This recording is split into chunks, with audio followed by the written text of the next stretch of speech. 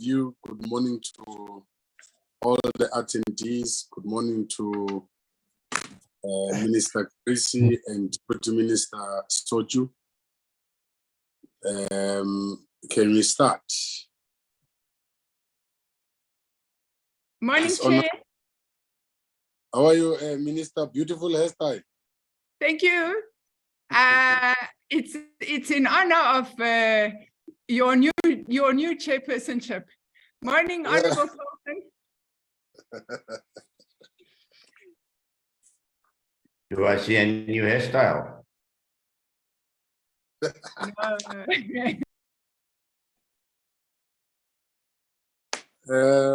Good morning, Honourable Ganjo. Morning, Chair. You feeling better? Yes, at least I'm feeling much better than the past few days. Thank you. Wonderful. Honourable Paulson, you look radiant better. Honorable Gancho, did you take water from a colleague?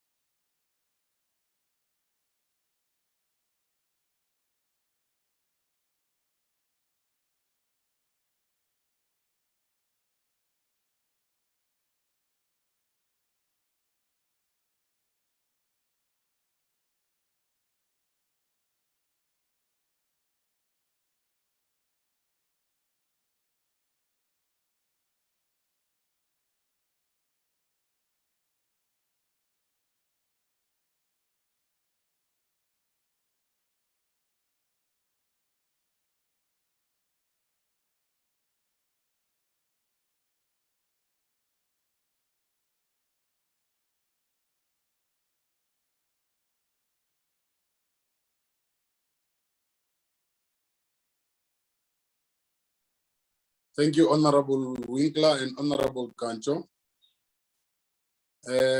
Colleagues, today we are receiving the reports from the Department of Forestry, Fisheries and Environment on the first and second quarter of the 2022 and 2023 financial year.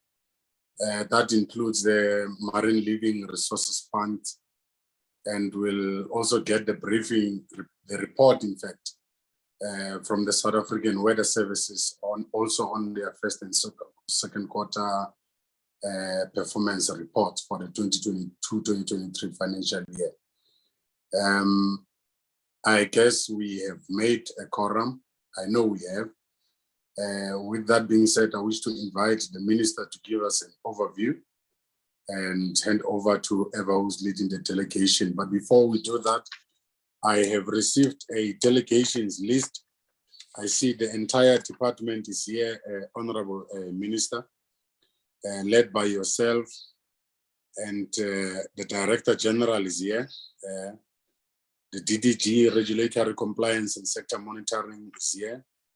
DDG, Fisheries Management, DDG, Biodiversity and Conservation, the DDG, Forestry Management, the DDG, Corporate Management Services, the Acting DDG, Climate Change and Air Quality, DDG, Chemical and Waste Management, the DDG, Environmental Programs, DDG, Oceans and Coast, the Acting DDG, I think is DG, Specialist Monitoring Services, also Acting Oceans Economy, Acting Director Strategic Management, Air Quality Management, Biodiversity Management and Permitting, Information Management and Sector Coordination, Fisheries Management, CFO, the CFO also Financial Management Services, Ms. Hani, as usual, she's never absent. The Chief Director, Ms. Maestri, is also never absent. Mr. Mguni is never absent. Mr. Nana is also never absent. Mr. Leotsinis is also never absent. Ms. Ndibongo is never absent. Ms. Mbokoto is also never absent. I hope they are here today. They must not disappoint you, Minister. From the South African Weather Services, the chairperson of the board, Ms.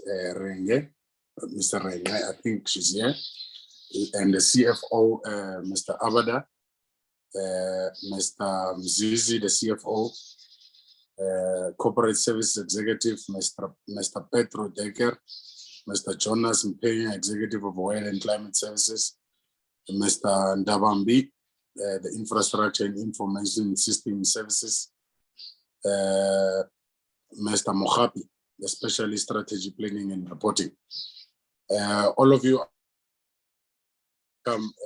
colleagues and honorable members, correction, there's a correction there. Acting DDG Environmental Programs is also present. Thank you for that correction. Minister, over to you.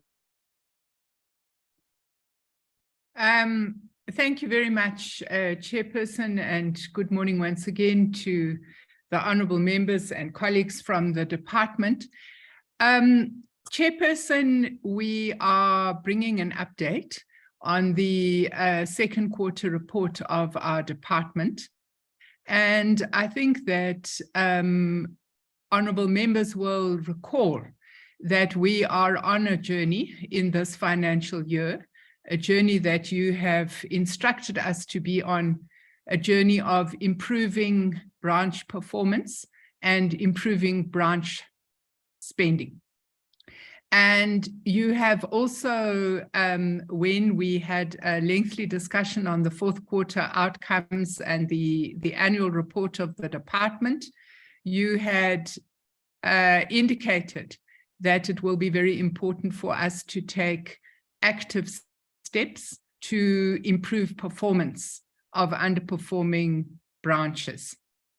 And what we have organized, and you'll give guidance, Chair, I think DG could present that first. We just want to give you an overview of where there's been improvement and where there hasn't been improvement, and where we are on the journey of performance improvement with regard to different branches, and also, of course, spending improvement. So I think that if the other thing one should say, colleagues, is that you will see that the presentation is green and red. Green means we have achieved 100%. Red means we haven't achieved 100%. I think the Department of Monitoring and Evaluation have asked that we get rid of the oranges and the yellows, because either it's done or it's not done. So if it's red, it doesn't mean that nothing has happened, but it means that it is not fully compliant, which is now the requirement.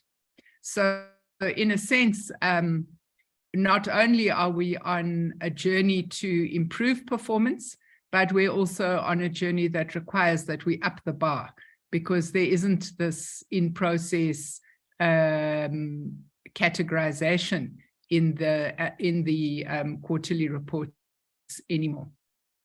So with that said, Honorable Chair, let me allow the DG to do her overview, because I think that we really would like you to look at what is going on in the different branches through the prism of how we are approaching improvement of performance and spending.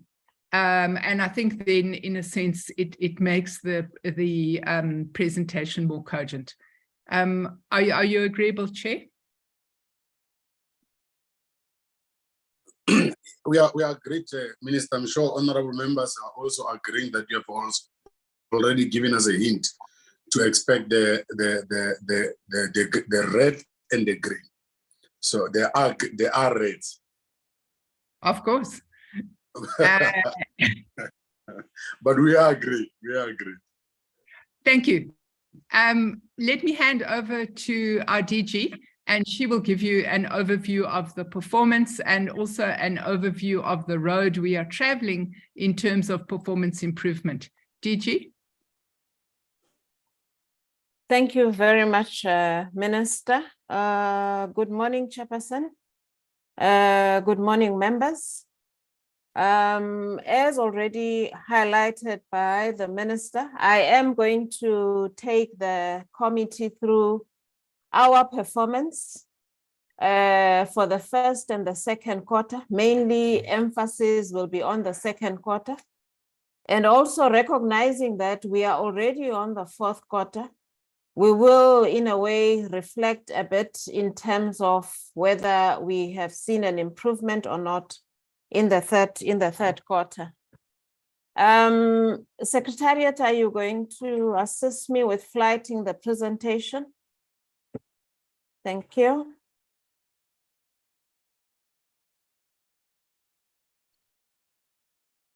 We can go to slide. Yes, thank you very much.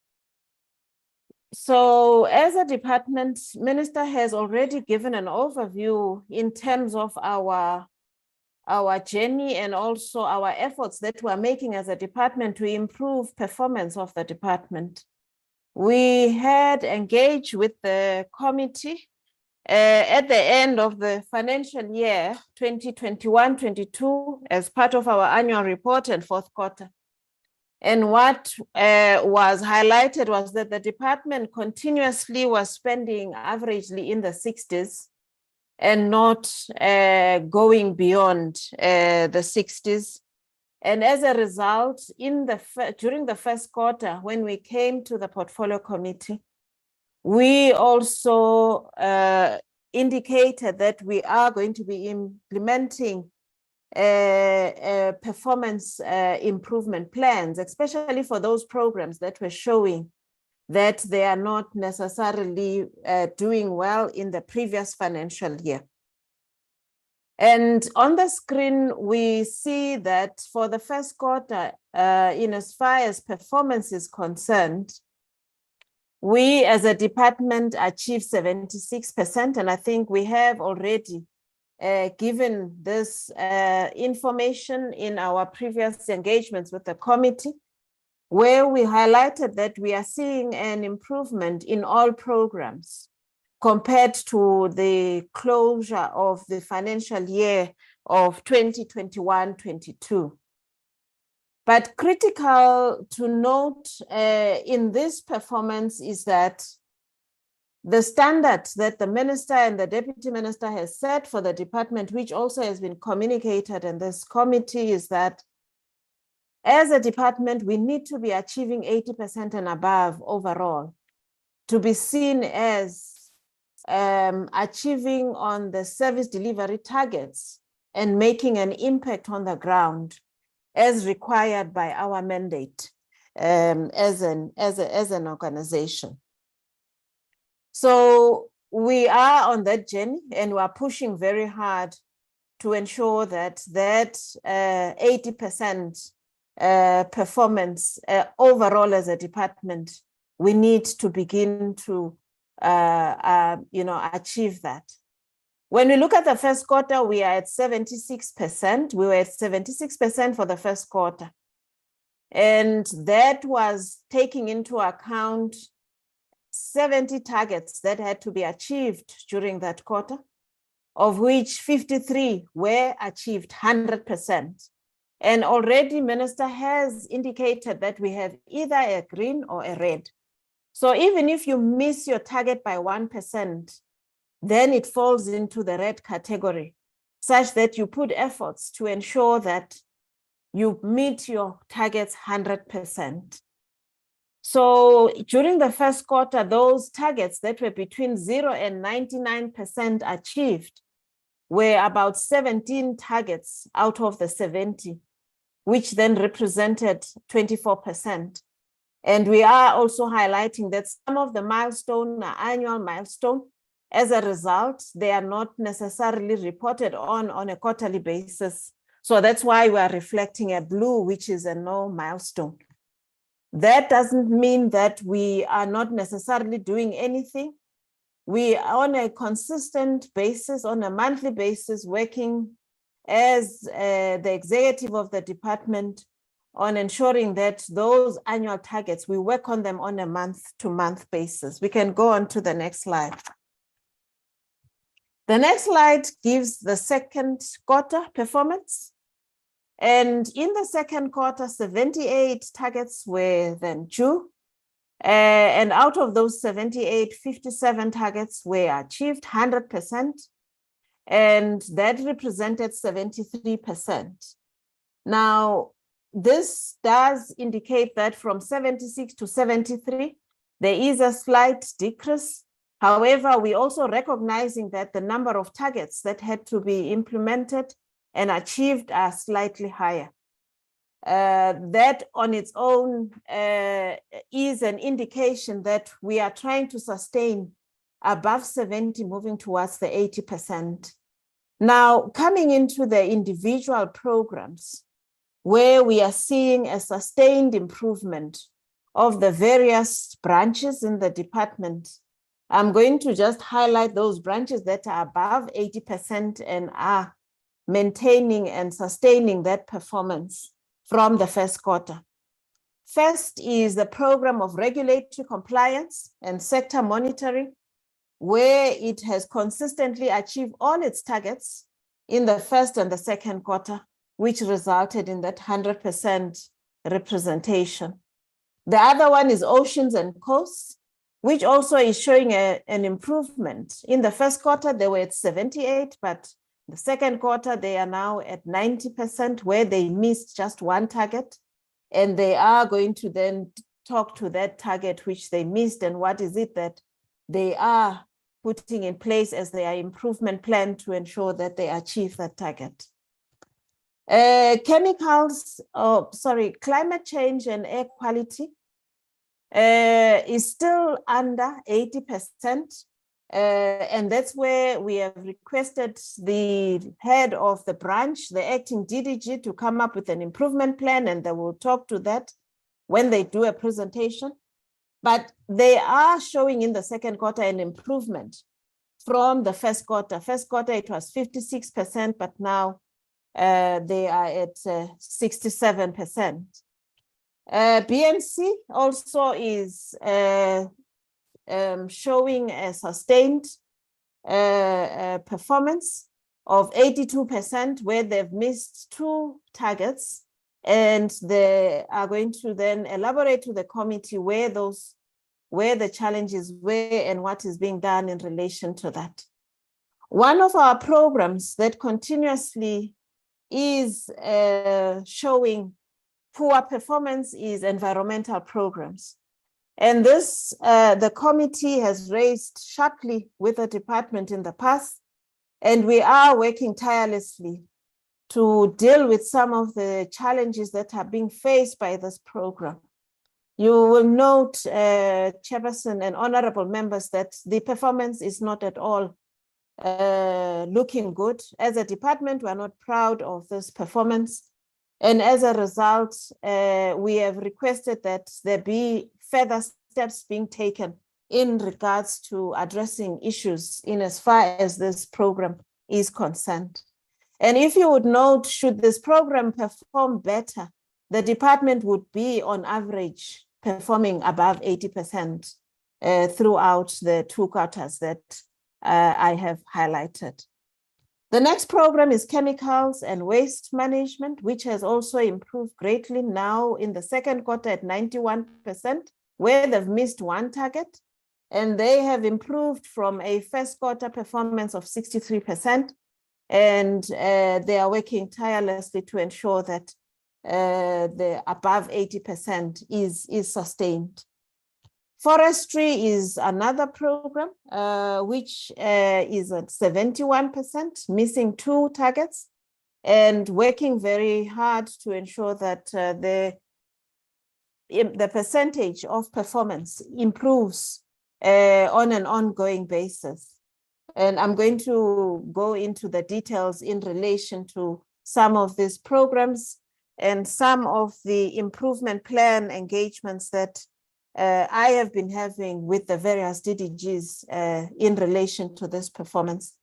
The last is fisheries management, which is 50%, where 4 of the targets were missed for the 2nd quarter.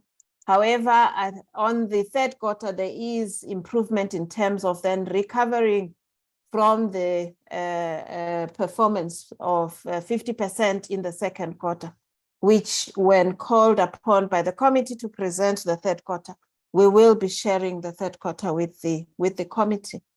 This therefore represent the 73%, and I've highlighted that out of all the programs, the critical concern and the program that really is not necessarily wanting to show sustained improvement is environmental programs. The other programs, yes, they are below 80%, but there are efforts and they are putting improvement plans in relation to that performance. What I also want to highlight, Honorable Chair and members, is that we, as part of implementing how we manage poor performance in the department, we shared with the committee following the performance of the last financial year on how then we need to be tackling this issue, looking at the performance per branch and also having thorough discussions at branches level in terms of what are the root causes of this poor performance.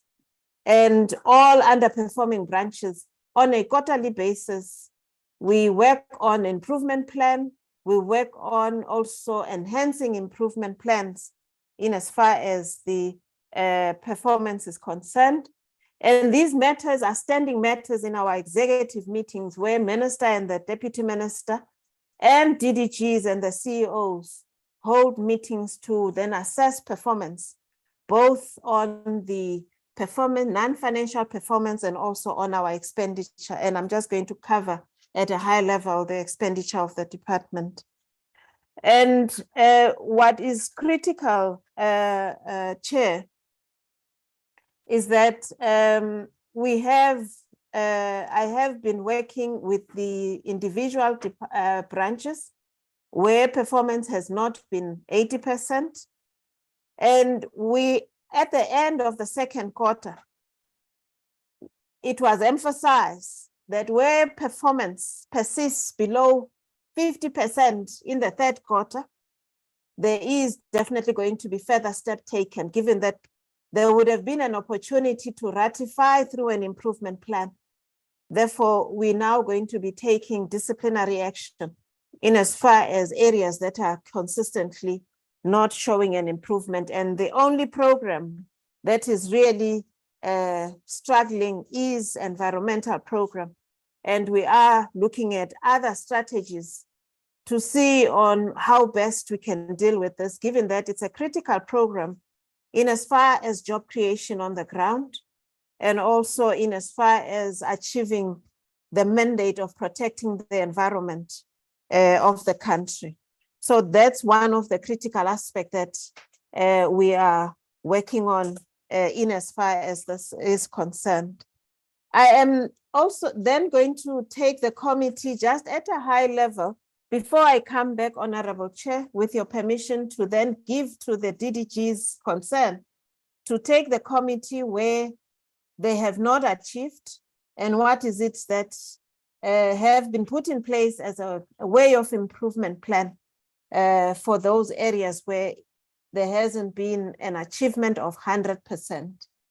Just moving to slide 50, if I can be assisted to just cover the financial part of the performance.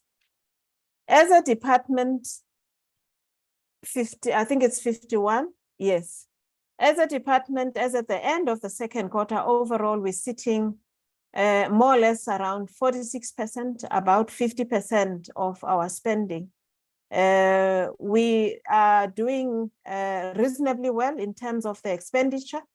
But when you see there, I think in the various programs, environmental program is at 38%, which is below the departmental average, and also forestry and also chemicals and waste.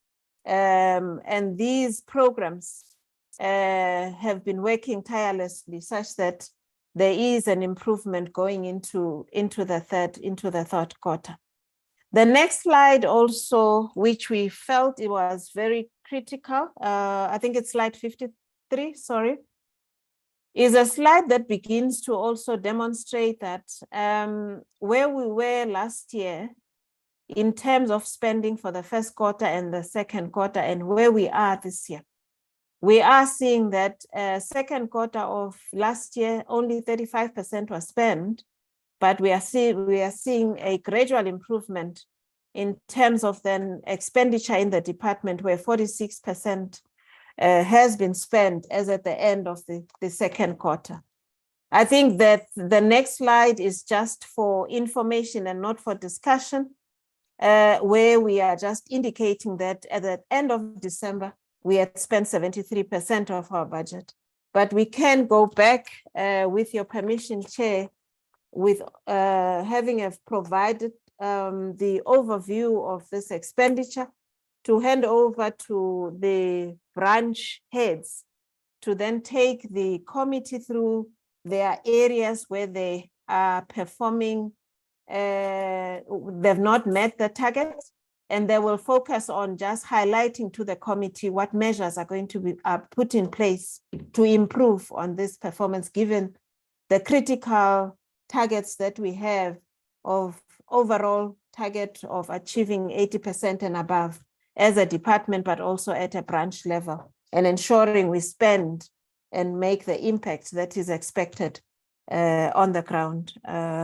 Thank you very much, Chairperson. I will hand over to, with your permission, Chair, if you'll allow me, administration, the CFO will talk to the 3 targets, and I think the 3 targets are mainly in the CFO's area, which have not been achieved and are still being worked on. Thank you, Chair.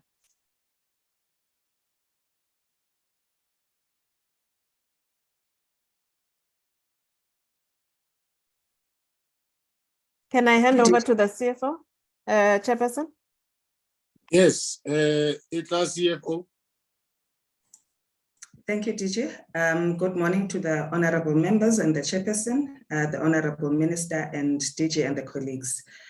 Chairperson, I'll be taking you through the status of where we were as at the end of second quarter.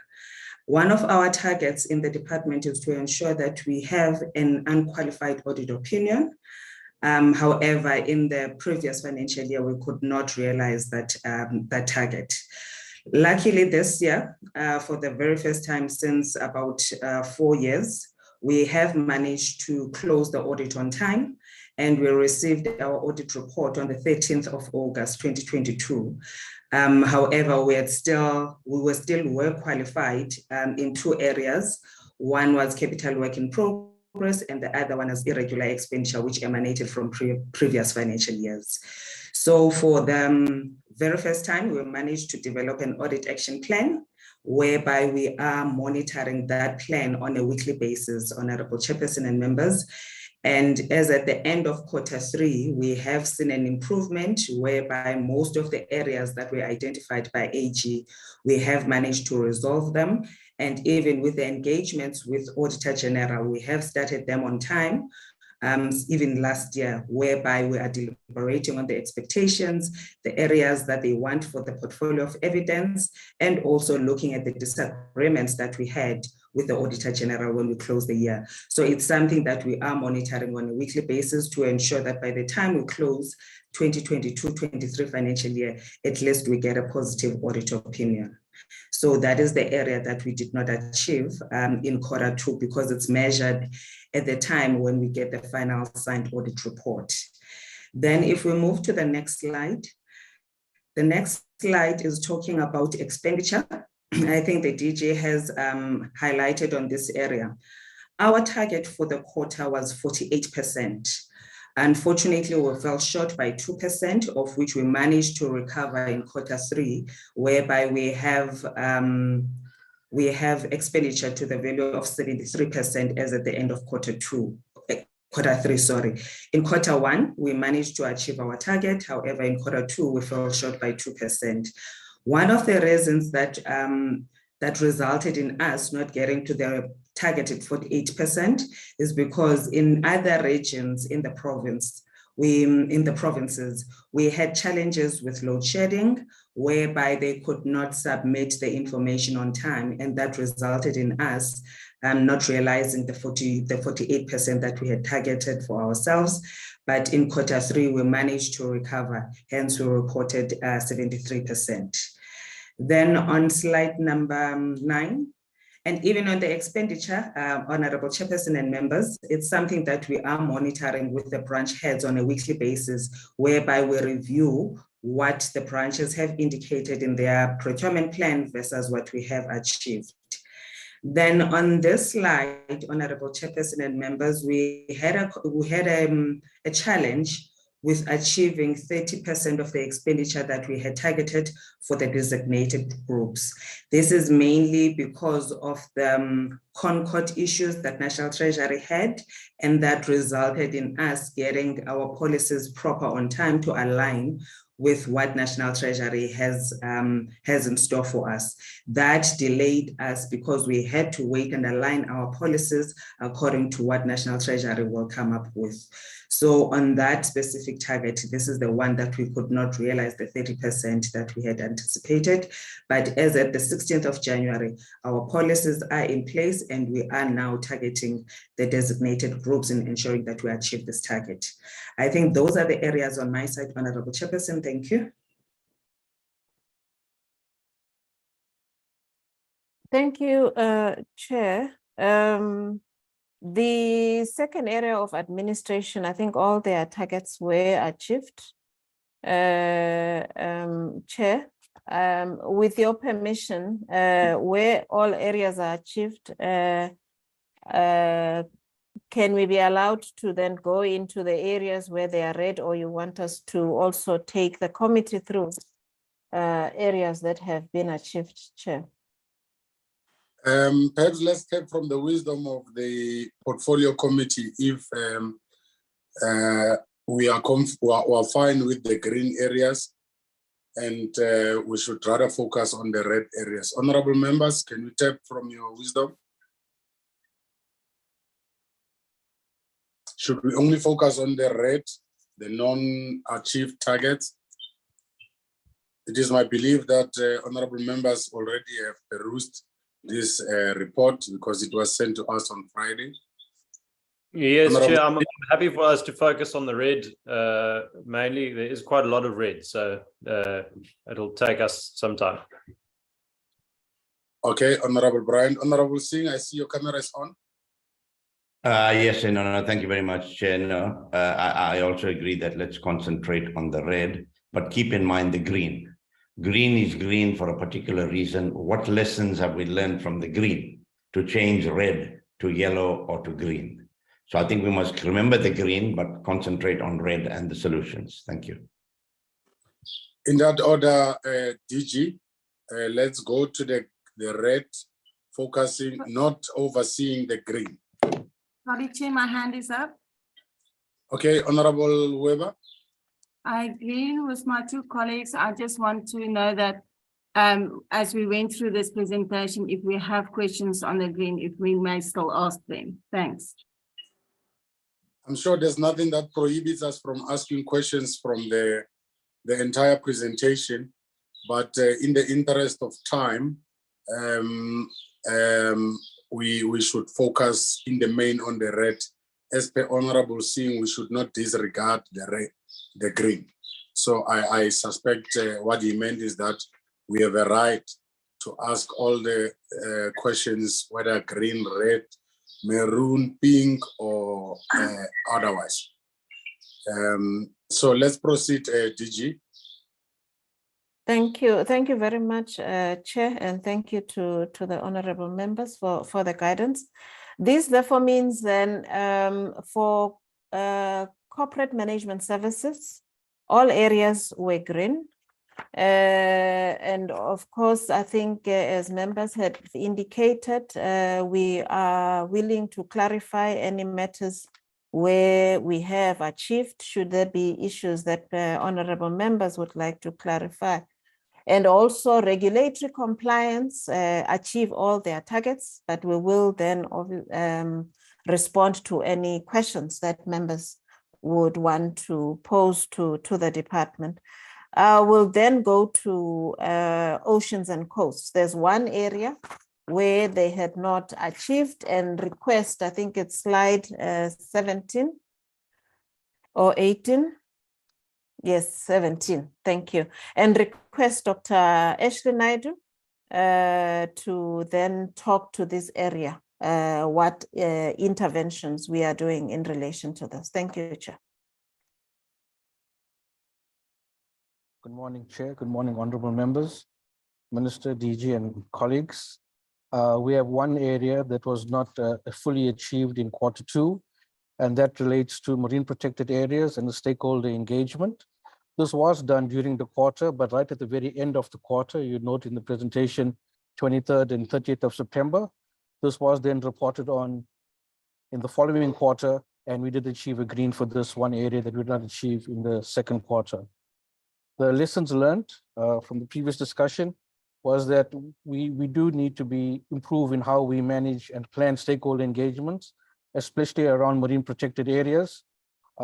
We seem to always underestimate the issues that are raised around these. And so I think in our future planning is to better plan time allocated for stakeholder engagement, especially around marine protected areas and local engagements.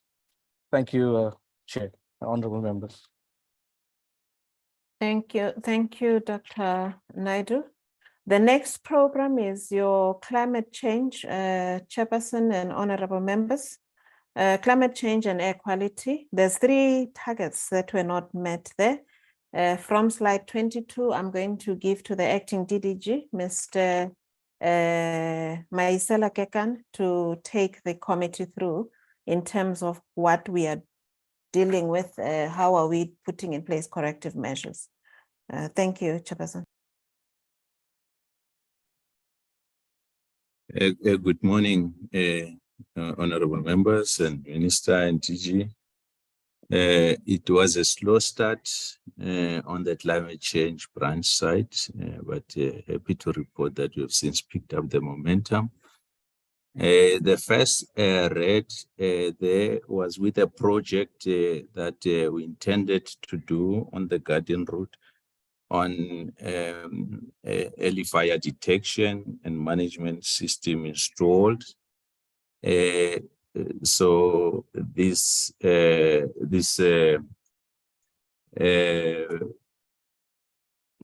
program could not go well because there was a delay in terms of advertisements and moving the program to the bid evaluation committee. So there was a huge delay on this one. But once we finally reached the bid evaluation committee, it was also clear that what we had been offering to do the project and what people were bidding for, there was just too much discrepancies. So we were advised to go back to do the market analysis, which we have since concluded, and will be going back to redo these advertisements. The next one.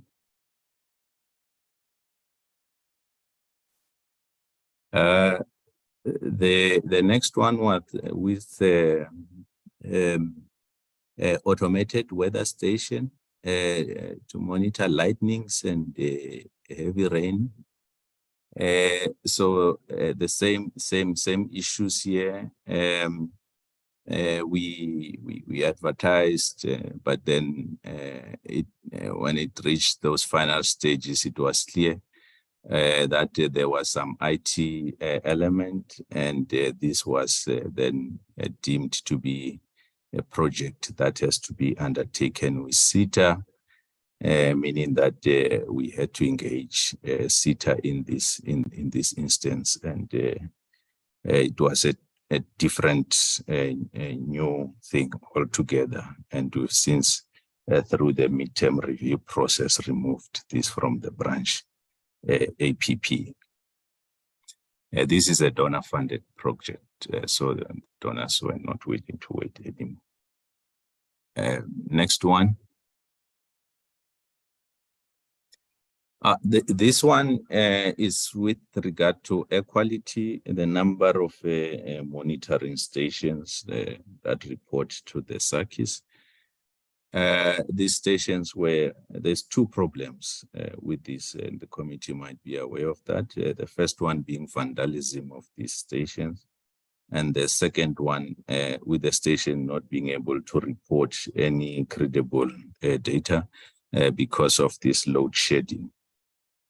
So what we have since done, and this is where we've done a lot of work, we have managed to relocate two of the stations to safer areas, and this is the Three Riverside and the Sebokeng stations, and the rest of the stations that are affected by this load shedding.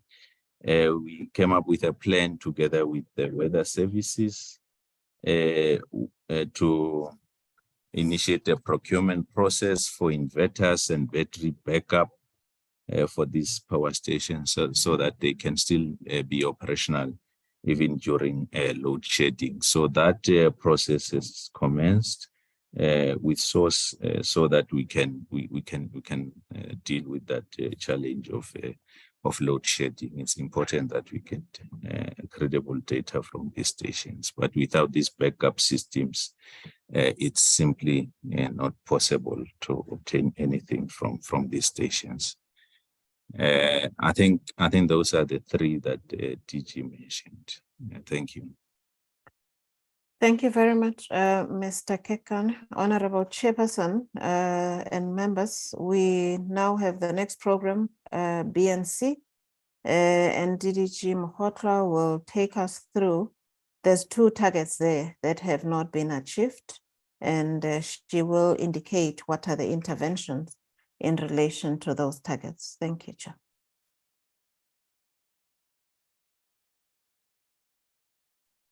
Thank you very much, DG. Good morning to you, to Minister, Deputy Minister, and members and colleagues. As at Q2, the target which we had not achieved was in relation to the white paper.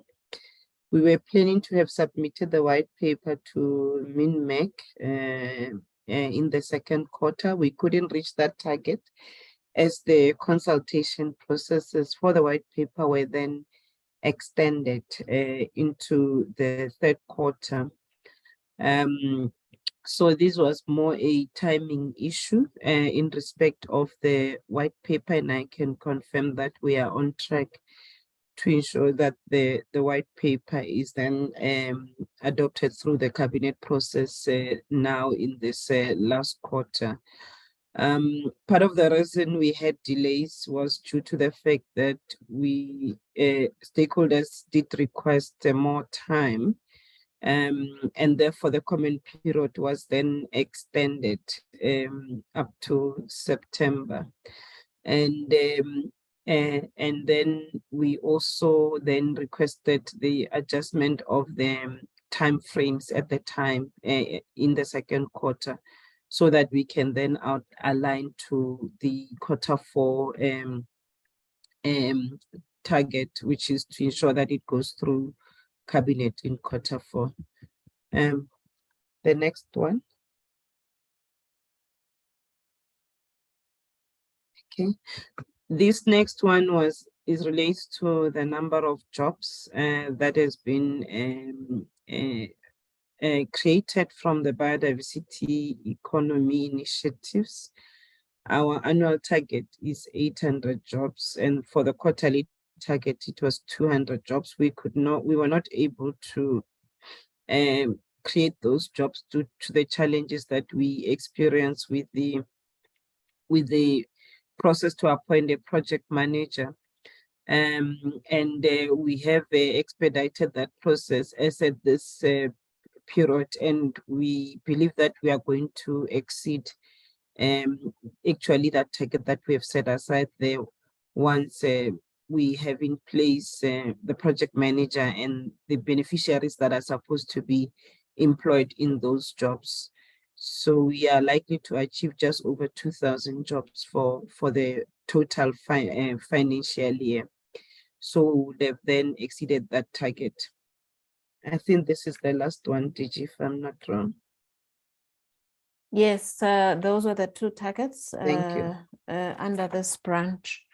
Thank you, Chair and members. Our next program is environmental program.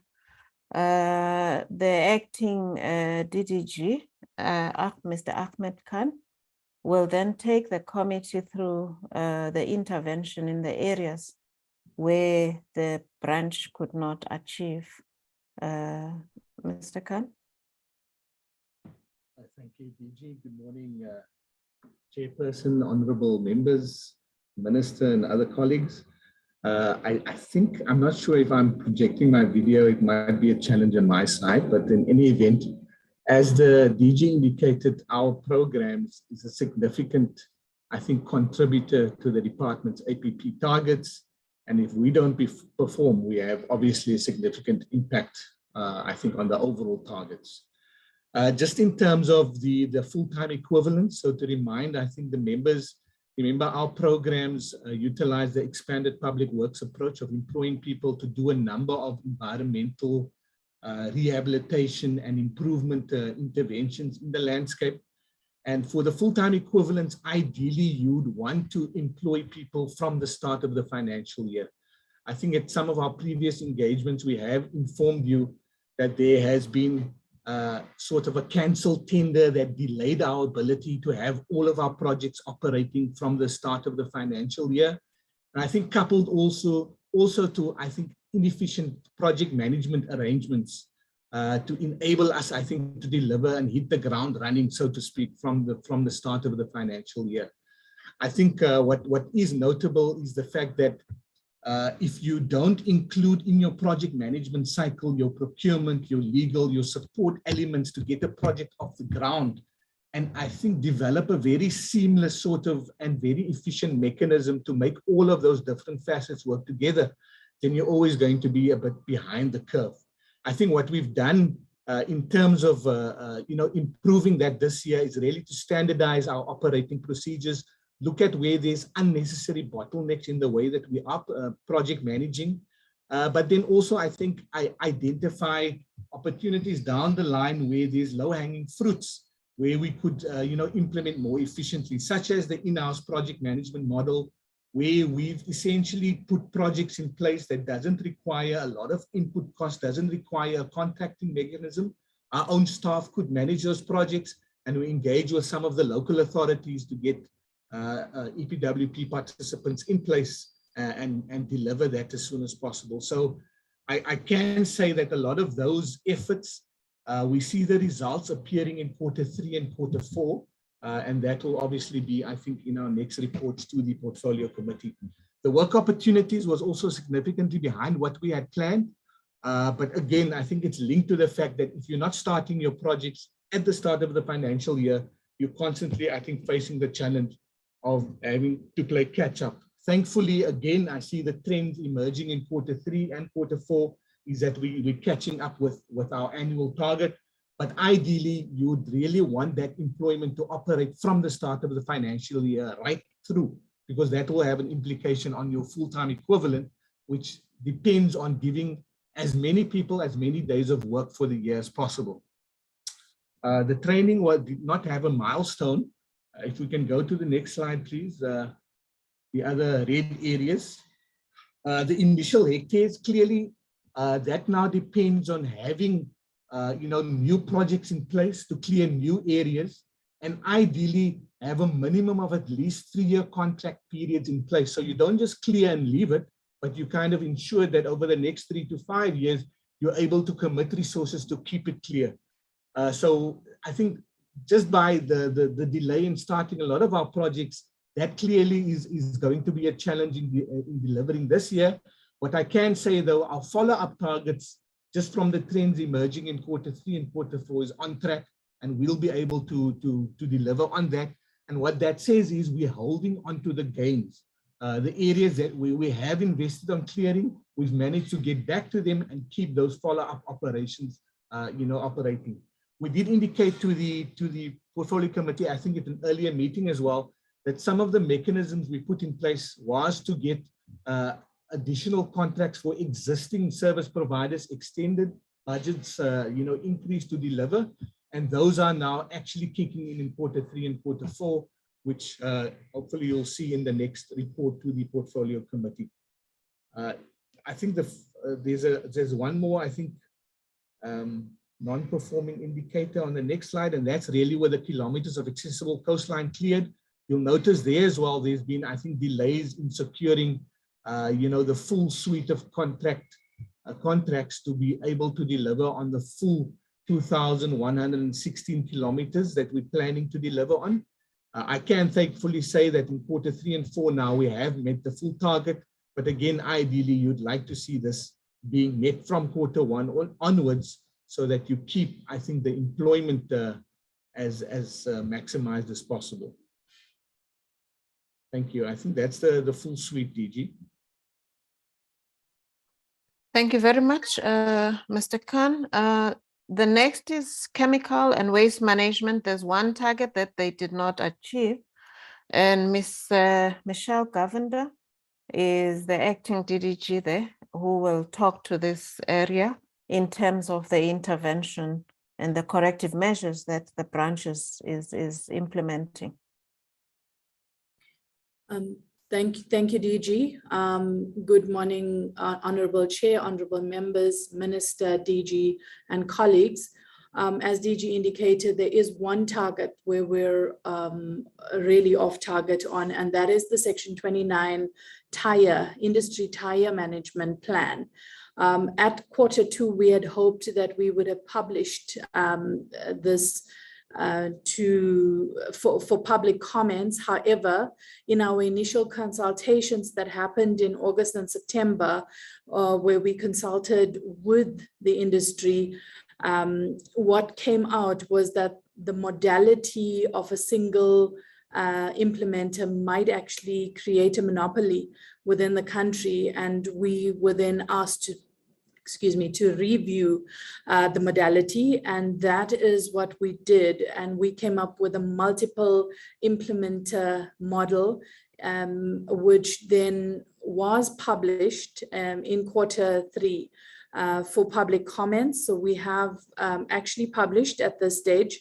And just to give an indication of the interest and importance of this plan, we have over 400 pages of comments from multiple organizations, and we are working on that tirelessly at the moment. But I think this is one of those targets that is going to be pushed forward by at least 2 quarters because of the comments that have come in. But we are working on that, and we have a catch-up program in place in order to deal with this. Thank you, DG. Thank you very much. The next program is forestry management. Ms. Nodada, there are 2 targets that were not met in the second quarter. Thank you. Thank you, DG. Good morning to the Honorable Minister, honorable members, and the colleagues. In terms of forestry, there are 2 areas that we have not fully achieved. The first one deals with the refurbishment of our nurseries, where there hasn't been the full implementation of the refurbishment plans, mainly due to the fact that some of the plans themselves are reliant on the procurement of the materials. So the slow delivery of those materials have had an impact in terms of achieving the different targets within that main indicator.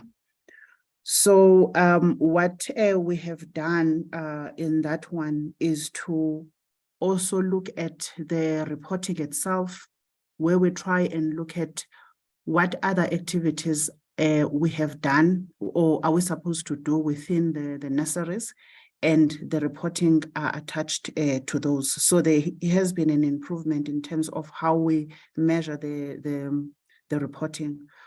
Also, what we've also picked up with this group is that there are some nurseries that are not necessarily on this APP that we are managing, and we are now looking at how these other nurseries have managed to achieve or refurbished and have been able to increase their production. And we are looking at making sure that those lessons from those nurseries are transferred to these nurseries, such that there's that synergy, so that all the nurseries can then start to pick up. As a way forward as well, looking into the new year and the implementation of the new structure, this unit will now have a dedicated a director that will then guide the process in terms of making sure that there is that synergy in the lessons learned, and also in the visioning towards making sure that the production is not only in certain areas, but in all areas in relation to these nurseries. Then on the next item that we have missed the target, I think we were supposed to have achieved planting 45,000 trees, and we only managed to plant just over 34,000. Even though there was a slow pace in terms of sourcing the trees in this area. What we have done is to bring the team together to look at how they can have a centralized contact person who not only follows up on procurement, but also makes sure that there is then fair distribution of the trees that we are able to source at particular times. What we have seen by doing this is that with the improvement plan, especially now at Q4, we are looking at most of the provinces having achieved their targets. And then we are assisting those few provinces that are still having some challenges in terms of getting those trees planted. But what we've also learned is that with the two items that we are lagging behind and looking at the areas where we've achieved well, we've seen that the collaborative work, for instance, that we've managed to do in the APP targets that are related to the master plan, that is an effort that we need to do on this other side of these two, in terms of the greening, where we want to link both the planting of these trees that we are sourcing and also the production of the trees in the nurseries, and make sure that we make that a unit such that there is that a collaboration to make sure that if we are able to have production on the nurseries, they can then assist us in producing those trees that we can then be able to plant in these different areas. So we are now looking at having more collaboration with our stakeholders so that when we have the trees that are ready for planting, we have areas that we can plant those trees, and then we can be able to monitor those trees as well. We've also started with the site visits, especially to the nurseries, just to make sure that we are able to pick up on other areas that we have not necessarily focused on. For instance, some of these nurseries have water shortages and they rely on municipal water. So if an area doesn't have water, then you can't water the plants. And through, for instance, with the collaboration with DPWI in the Kwakwa nursery, DPWI is now building a dam that is going to service the government offices where the nursery is, and the nursery is going to benefit from that. And that will then ensure that there is that sustainability in that nursery going forward. Thank you very much, teacher.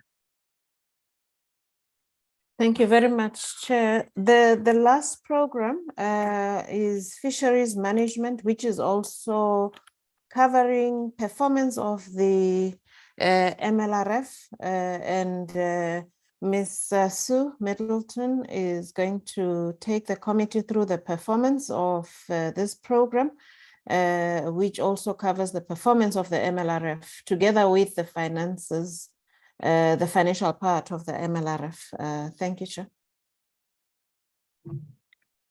Good morning, Honourable Chair, Honourable Members, Minister, DG and colleagues.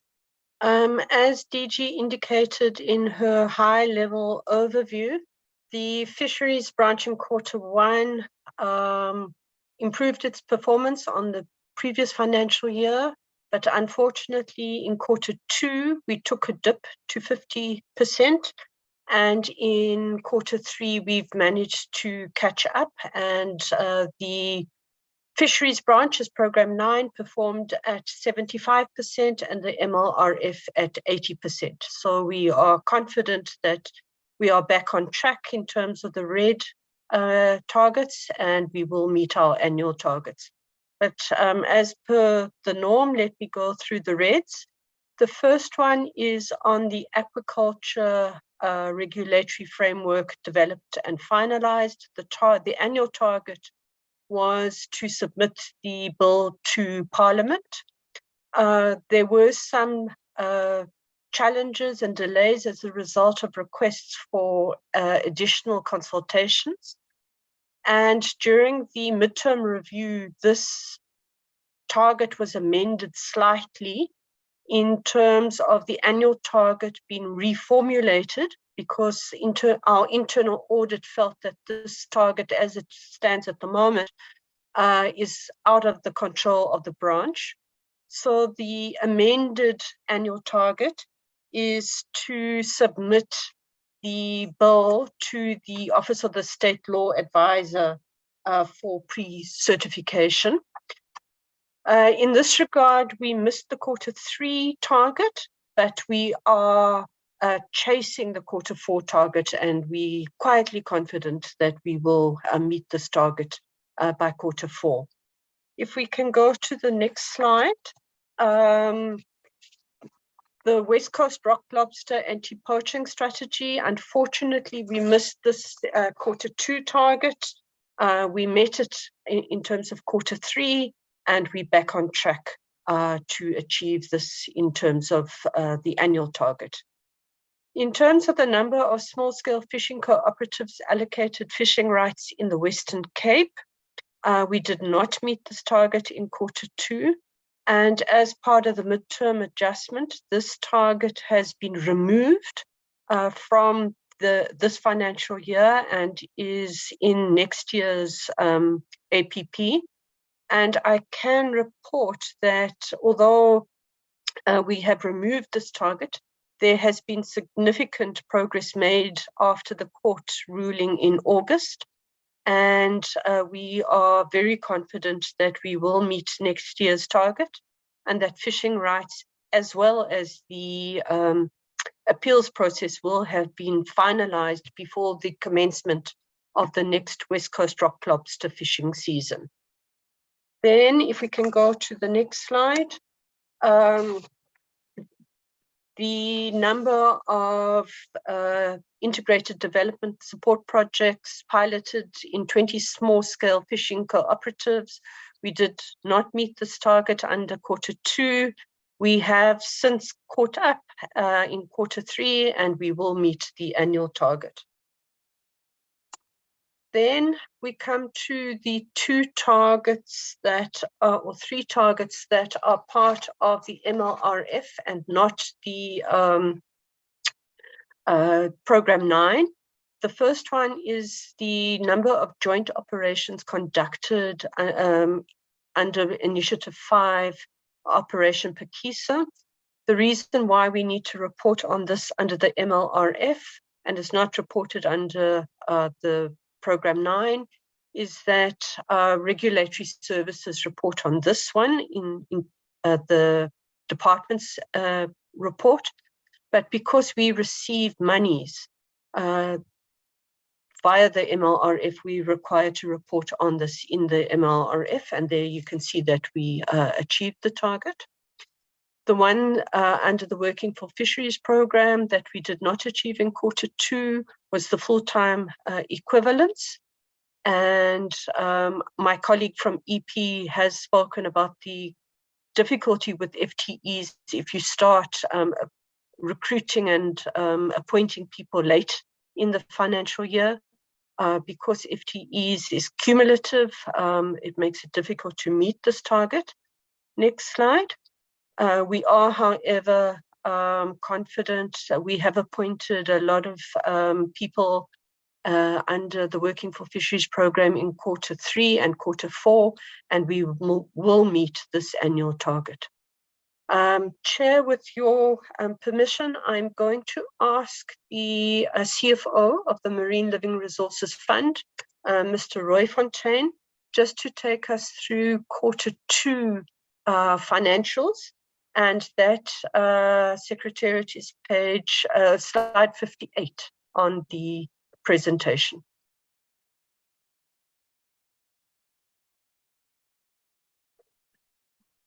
So, Mr. Roy Fontaine, over to you. Good morning, Honorable Chair and members, Minister, DG and colleagues. The MLRF's revenue consists mainly, or a big portion comes from government grants, which is to fund the vessel operations. But we also have our own revenue, which includes application fees, harbor fees, and levies, etc. For the performance, in terms of the slide we presented, we've overachieved for the year-to-date target for the second quarter of 106% in terms of the revenue collected for this period. A majority of it is linked to the grant of rights fee that we, for this year, when we issued letters to the rights holders who were successful, before they'll be issued with permits to comply with the conditions that were in the rights that were granted to them. So, and in terms of certain areas that I would also like to highlight, it includes the grant that we received from the government, from the department. The department has also paid us the full grant for the period that we are reporting on. In terms of expenditure, we had a slow start in the first quarter, but the second quarter, sorry for that, just switch this thing. in terms of the second quarter, we've improved. Normally, the first quarter is a little bit slow because we deal with a lot of administrative matters and the audit. But our expenditure is on track. We will be spending the full budget that we've been allocated for the current year. As you'll note that we've spent already about 66% of our budget. Some of the areas that is vessel operating cost. That is also our biggest cost driver, and transport cost. And because of the lifting of the COVID regulations, there's been a significant increase in traveling, and at the same time also the impact of the fuel increases on the transport cost. I think that's about it on my side, Chair. Chairperson, thank you very much. This therefore covers the overall departmental performance, both non-financial and financial, and also the MLRF. Thank you, Chairperson.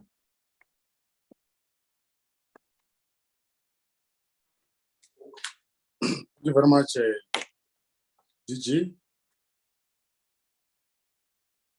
Honorable members.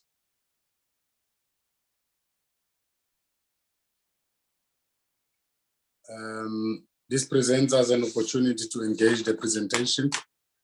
I see the hand of Honorable Weber, followed by Honorable Winkler, followed by Honorable Singh, followed by Honorable Bryant, followed by Honorable Gancho. In that order.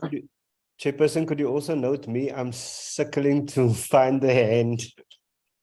Okay, perhaps you should just proceed, Honorable Olsen.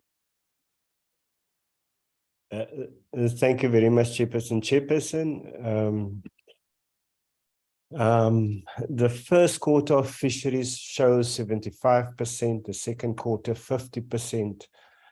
Now, Chairperson, Ms. Middleton did give us an idea as to why these figures changed.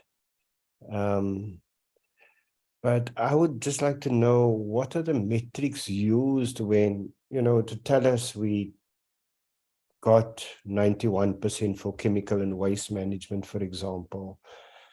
I'd just like to know what metrics are used, because for waste management, I don't think there's any form of management happening anywhere in this country, because it's a mess. There's no plan to collect waste, to recycle waste, to reduce the amount of waste going into landfills. So I'd like to know what metrics are being used to determine these figures. Because giving us percentages and giving us a rough idea as to why the department hasn't met targets in the various programs doesn't tell us much. We need to know what these metrics are and how they are being judged, because I really don't accept it. I think the situation is far worse than what we are being told here. So without the detail, it's a little bit difficult to interrogate this presentation, Chairperson. Thank you very much. Thank you, Honorable Paulsen. Honorable Weber. Thank you, Chair. Can you hear me? Am I audible? Yes, you're audible. Proceed. Right. Thank you, Chair. I've got a couple of questions. I firstly want to say that since we started in 2019, from where we started and where we are now, there's a large improvement, but there is some concerns, serious concerns. I would start with the first program on administration. We started in 2019, the 5 billion due to irregular expenditure from tender processes and the supply chain management. It's almost 3 years, and I'm concerned that now they say we're going to be finished by the end of March. and they have an audit action plan that they have started with this. But I don't see how that's going to happen. If we can have a breakdown from 2019 till now, what has done, what has improved, what did they do? Was there, we asked for consequence management plan, they said there was one. Was there consequences, was there disciplinaries? What have been done until now to try and sort out that problem? I really actually would like a breakdown from that. Our focus should not only be to reach the targets, but to ensure that we have the correct people owning their jobs, understanding what they have to do so that we do not get back to where we are currently with this process. Then the question regarding vacancies. When we have vacancies, it feels like it almost takes 8 months to a year from starting the process to finish it. That's a very long time. I don't say it's with all of it, but especially with our more important management and higher vacancies. And what is happening in the time of running the process, of maintaining it, of actually ensuring that things happen when these vacancies are open for a year? We have acting people, but obviously they know they're acting, and the responsibility for that 8 months to a year when that vacancy needs to be completed, I feel there's a lack of ensuring that the job gets done, and that's a very long time. So I want to ask, why does it always take so long? I'm not asking about the appointment of service providers. I'm actually asking about the vacancies. Then slide 22, climate change. You said there's 3 targets. I still have, and we've asked many times about the air monitoring slides. I went again this morning on SACIS just to check the air quality monitoring. We're talking about 15 priority area ambient air quality monitoring stations. I would like to know who those 15 are. Areas like Kendall, Grootvlei, Eskom, Kriel, Mayuba, Madupi. I can't find them on the system. The system just says there's no data available. This is one of our biggest polluters. And I'm on the system, I can't find them. I don't say there is not air monitoring, but I can't find them to see what is actually happening there. So why would they not be on SACIS, and why is there not a daily update with our biggest polluters? I would like to know, I have had a couple of incidents in Mpumalanga. I would like to know exactly where these monitoring stations are, because no one wants to tell us the actual place. I do think if I have an oversight job that I would like to go and visit them in Mpumalanga. I want to know how many functional, 100% functional air monitoring stations there are in the country, where they are. I would like to know who of them has been vandalized. The ones that has been vandalized, have they been fixed? Are they functioning again? Or what are we doing to protect them so that they are not vandalized? How many have been vandalized? How many have not been vandalized? And how many actually, how many have been fixed? And how much is the cost to it? And how many still needs to be fixed on the air monitoring stations? Because it seems, I know it's a regular vandalizing things, but I really would like to know how many is really actually 100% active. Then I want to go to slide 29, biodiversity beneficiaries. The training of our colleagues, of your target was 200.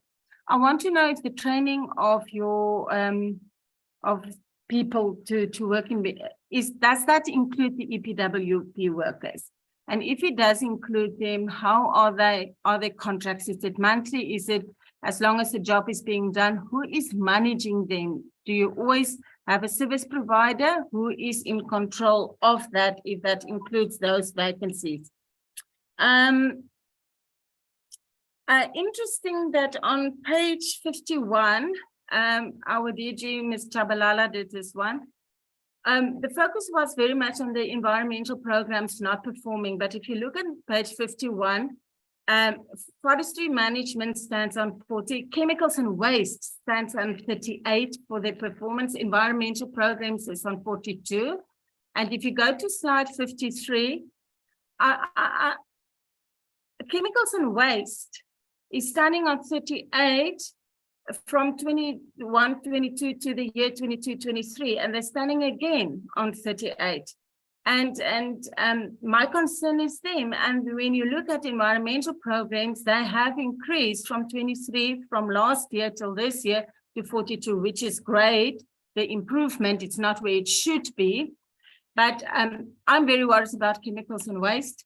And then there was another one, forestry, have increased. The most of the others have increased, but I'm very concerned more not only about environmental programs, but more about our chemicals and waste management. If you look at the slide, then sorry, I just want to run through this. With the environmental programs, I just have one question. Compliments for the wetlands. I'm a very big fan of rehabilitating the wetlands. Just one question there. You've reached the target saying that you've done 25 wetlands. My question is, it says that 25 wetlands to be under rehabilitation. My question is, are they still being rehabilitated or have they completed rehabilitating them? And then regarding forestry, the nurseries is a concern for me. I understand the whole problem there. My question is just if we don't have these nurseries or they are 1 year behind on schedule, that is the time we cannot fix. Then it means we basically a year behind with our planting of our trees. And I've heard what you've said, it's time that we cannot catch up with. Trees only grow this fast, nurseries, the water scarcity only happens this fast. So to just stay on track, we either need to get more nurseries so that we do not fall behind on the plans. And then I see that you said that there's certain provinces, Limpopo, Western Cape, KZN, Eastern Cape, and Gauteng on slide 44, that the order numbers has come through now and they're ready to deliver the trees to them. And then I also saw that also on, I think it's slide 44, that the amount of trees or the number of trees that has been planted per province. My question is, why do you combine Limpopo and Mpumalanga trees that are planted? They're two independent provinces, so I would like to know, because it looks at 9,918, but it will be, obviously, if you half it, it will be a far less per province. And then the other provinces that, did they not order the trees, that they are not included in these trees to be delivered, or have they received already the trees? And then my last question is there a way to track what the provinces does and where these trees are planted and whether the trees are growing or not, or they just disappear? Do they deliver these trees at municipalities? Who is the responsible authority over these trees? Is it the municipalities? Is it the province? And is there a way to track what has been happening to the trees, to the municipalities? Thank you very much. Thank you, Honorable Weber. Honorable Winkler. Thank you, Chair, and thank you to the department for the presentations.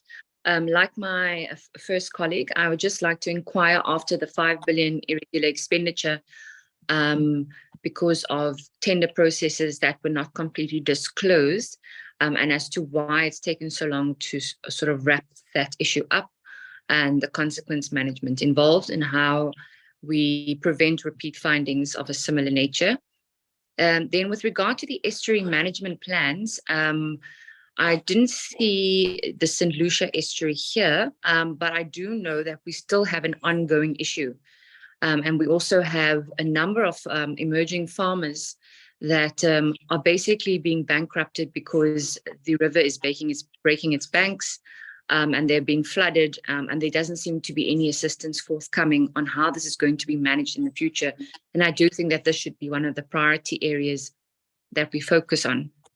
In terms of the the draft research on additional coastal and ocean protection, I see this additional 5%. I just want to know, how does this align with the 30 by 30 ambition that is elaborated in the Biodiversity Convention? And are we looking at increasing that marine protection? Then with regard to climate adaptation and interventions, I see that there were challenges in terms of extending engagement to municipalities and increasing ownership of these projects. Now we know that many municipalities around the country are really failing in being able to exercise their core mandates. And so taking on additional programs such as climate adaptation and resilience is going to be quite a challenge. How exactly are we going to assist them in rolling out these programs, managing these programs, especially since they are at the coal face, I think, of climate consequences, so to speak? Is there engagement with COPTA, or how else are we engaging on that? Also, with regards to the, I think it's $145 million that was raised through the Green Climate Fund. So does this climate adaptation and intervention form part of the allocation of the Green Climate Fund funding, or is it something completely separate? And then just to speak back on this 146 million, I think that in light of the CEO of Eskom's revelations about alleged attempts to pilfer money from the Green Climate Fund, I think it's going to become increasingly important that there's transparency around how the Green Climate Fund is going to be allocated, where it's going to be allocated, and exactly how we're going to monitor the disbursement of these funds. And perhaps we need to look at a higher level of transparency and accountability in terms of a public database where we can track all the funds coming in from the Green Climate Fund and other donors, and how these are being spent on projects, so that we don't sit with a situation in retrospect where we now have issues where the auditor comes in and says that there's irregular expenditure, etc. So just a bit of forward thinking involved in that. In terms of the $497,000 from the KFW Development Bank on non-motorized transport in eThekwini municipality, as you all know, eThekwini is actually once again struggling to stay afloat itself. And I just wonder what sort of oversight there is in terms of the program and the disbursement of that $500,000 in that $497,000. That's a lot of money. Similarly, with the $583,000 on the P4G building circular food systems in South Africa, if we could actually get a breakdown of exactly where these funds go and how they're being allocated and what for, it makes it us easier to exercise oversight over the funds flowing in from other countries. Sorry, I'll try to keep it brief. I think just two more questions. In terms of biodiversity and conservation, the 800 jobs that are part of the Biodiversity Economy Initiative, they said that there was an issue with appointing a project manager, and why was that? And exactly where are those jobs being allocated? So these 800 Biodiversity Economy Initiative positions, and how is that decided upon? And then, yes, just one more thing. Under Program 6 of environmental programs, the areas of clearing for invasive species, how are these areas identified, and how is it decided on which are priority and non-priority, etc.? Thank you so much. Thank you, Honorable Winkler. Honorable Singh. Thank you, Honorable Chairperson.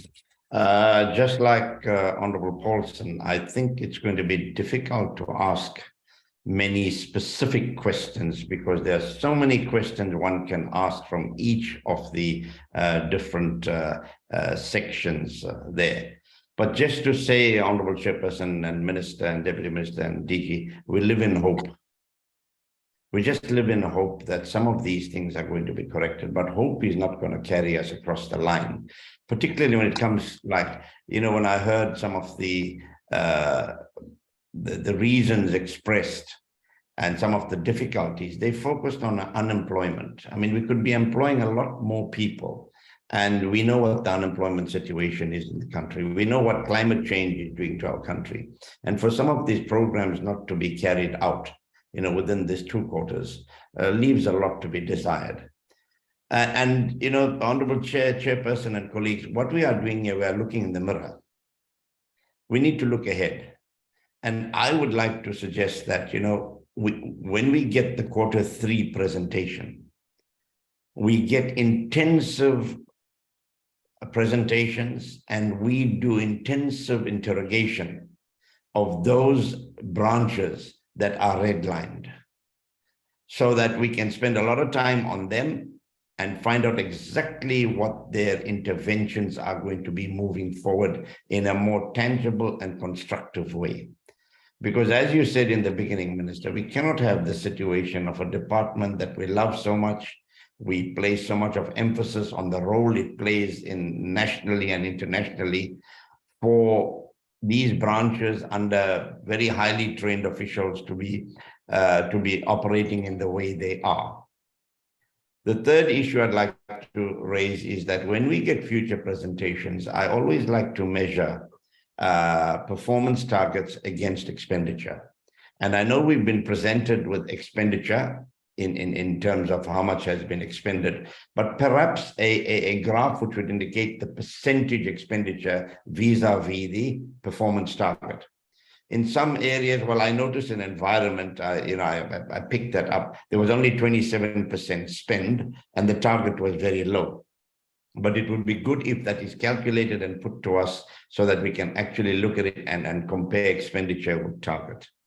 And just 1 or 2 general comments. I'm not surprised, in the Oceans presentation that the consultation on MPAs was a challenge. I mean, we've been raising this for a long, long time now, consultation with communities, and it's been identified as a challenge now and accepted that there was not enough consultation. And I will also bring in the last issue, which was raised by Honorable Winkler, not as a specific issue, but St. Lucia. I visited there 2 weeks ago. I saw the impact of the floods and, let alone the estuary, but the floods and what has done. And I think, Minister, thank you very much for accepting the letter and those photographs that I sent you. And I think you can announce what interventions are going to take place from your side in terms of the recommendations of the high-level panel. Thank you very much, Chairperson. I see St. Lucia is coming up very strong, and we still have to interface with Ismangaliso. I hope the DG is noting that so that Ismangaliso will prepare responses for St. Lucia. Honorable Brian. Thank you very much, Chairperson. Chair, can I just start off by saying, it is important to acknowledge the progress that has been made in certain areas with regards to the report and the reports back. I think this is one of the few departments or so few portfolios where we do have an assurance that our concerns are, for the most part, going to be at least taken into consideration. And I do think that many of the inputs from this portfolio committee have helped to ensure that some of the targets are now being met. But looking at the report, there are still far too many red sections, unfortunately. And just in terms of that, I think I've been covered by colleagues on the committee in many areas. I just want to re-emphasize the issue around irregular expenditure, regardless of when that irregular expenditure emanates from. We need to know what disciplinary action has been taken or is being taken, because people need to be held to account. That is money that belongs to South Africans, that comes from taxes. And it is important that those who were responsible for that irregular expenditure are held to account. Then on oceans and coasts, in terms of the management plans, and I understand what my colleague Honorable Singh was saying, about the need to engage on those. But it doesn't seem like much has happened since 2022, September 2022. What I'd like to know from the officials, what's actually transpired since then? What's the current status? It was a little bit glossed over, I think, and we need to find out exactly where that process is, because this is incredibly important for the future sustainability of our oceans. Then in terms of the tire management plan, I must say I did find it quite funny to hear the official talking about working tirelessly on the tire management plan. I think we need to ensure that we make a plan for those tires as well. But more seriously, I mean, this is a very long outstanding matter. It was supposed to have been resolved last year. We're now sitting in 2023, and there's no time management plan before the committee. Chairperson, I think it's quite an urgent thing that we get that time management plan prioritized and before our committee as soon as possible. We do probably only have about 14, maybe 15 months left before the end of this term of office, and it's important that we get as much of this legislation resolved and finalized. There is a lot of uncertainty in the industry. There are only a few contractors who are able to do tire recycling, and it doesn't seem like anything is currently taking place. So people have to resort to burning those tires, which causes additional pollution, or dumping them, which puts community safety at risk and environmental health at risk in many of our areas. So it really is an urgent issue, and I think we need to prioritize getting that plan to our committee as soon as possible. Ms. Nordada, in terms of the trees, I just want to know, what is the biggest stumbling block when it comes to the planting of these trees? I mean, we're sitting at 27,000 out of 120,000 planted. That's certainly way off target. But I'm interested to know exactly what it is that is the biggest stumbling block, so that can potentially be identified and remedied.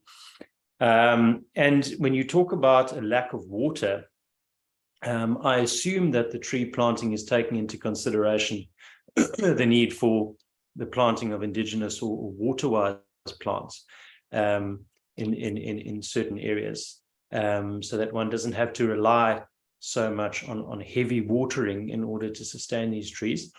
And if you can just expand a little bit on which water-wise plants are being planted, and maybe that's something that can be expanded on in order to save the water. The aquaculture bill, again, we've got 14, 15 months till the end of this term. Is this still going to be on track realistically to come before our committee before then?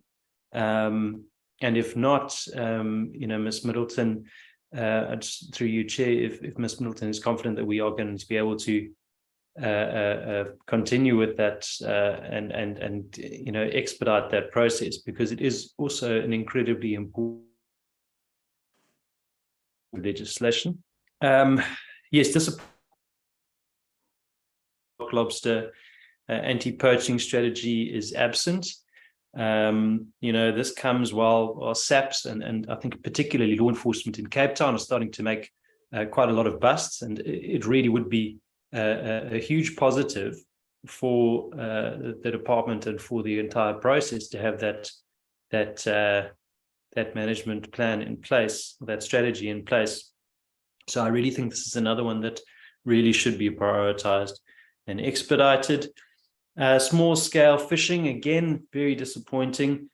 It's something that we consistently hear from communities involved in small scale fishing, is that they feel that their interests are not being given enough consideration.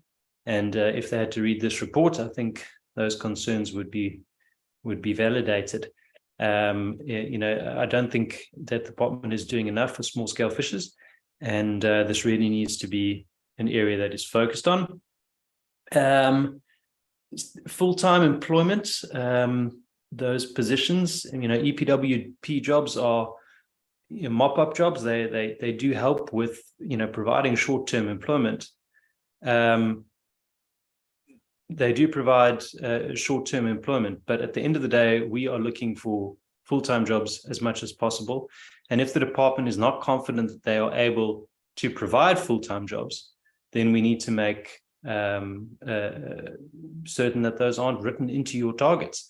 There's no point putting it down as a target if you're not able to provide full-time employment. And then I think it's around about 28 million in terms of sales of confiscated marine items. How important is that revenue to the MLRF in terms of the sustainability, of that in general? And then just a couple in terms of biodiversity. On slide 13, how many of those criminal cases are being investigated and awaiting finalization of dockets to be handed over to the NPA? And how many have been prosecuted by the NPA? Is it possible to set a target in terms of administrative enforcement notices?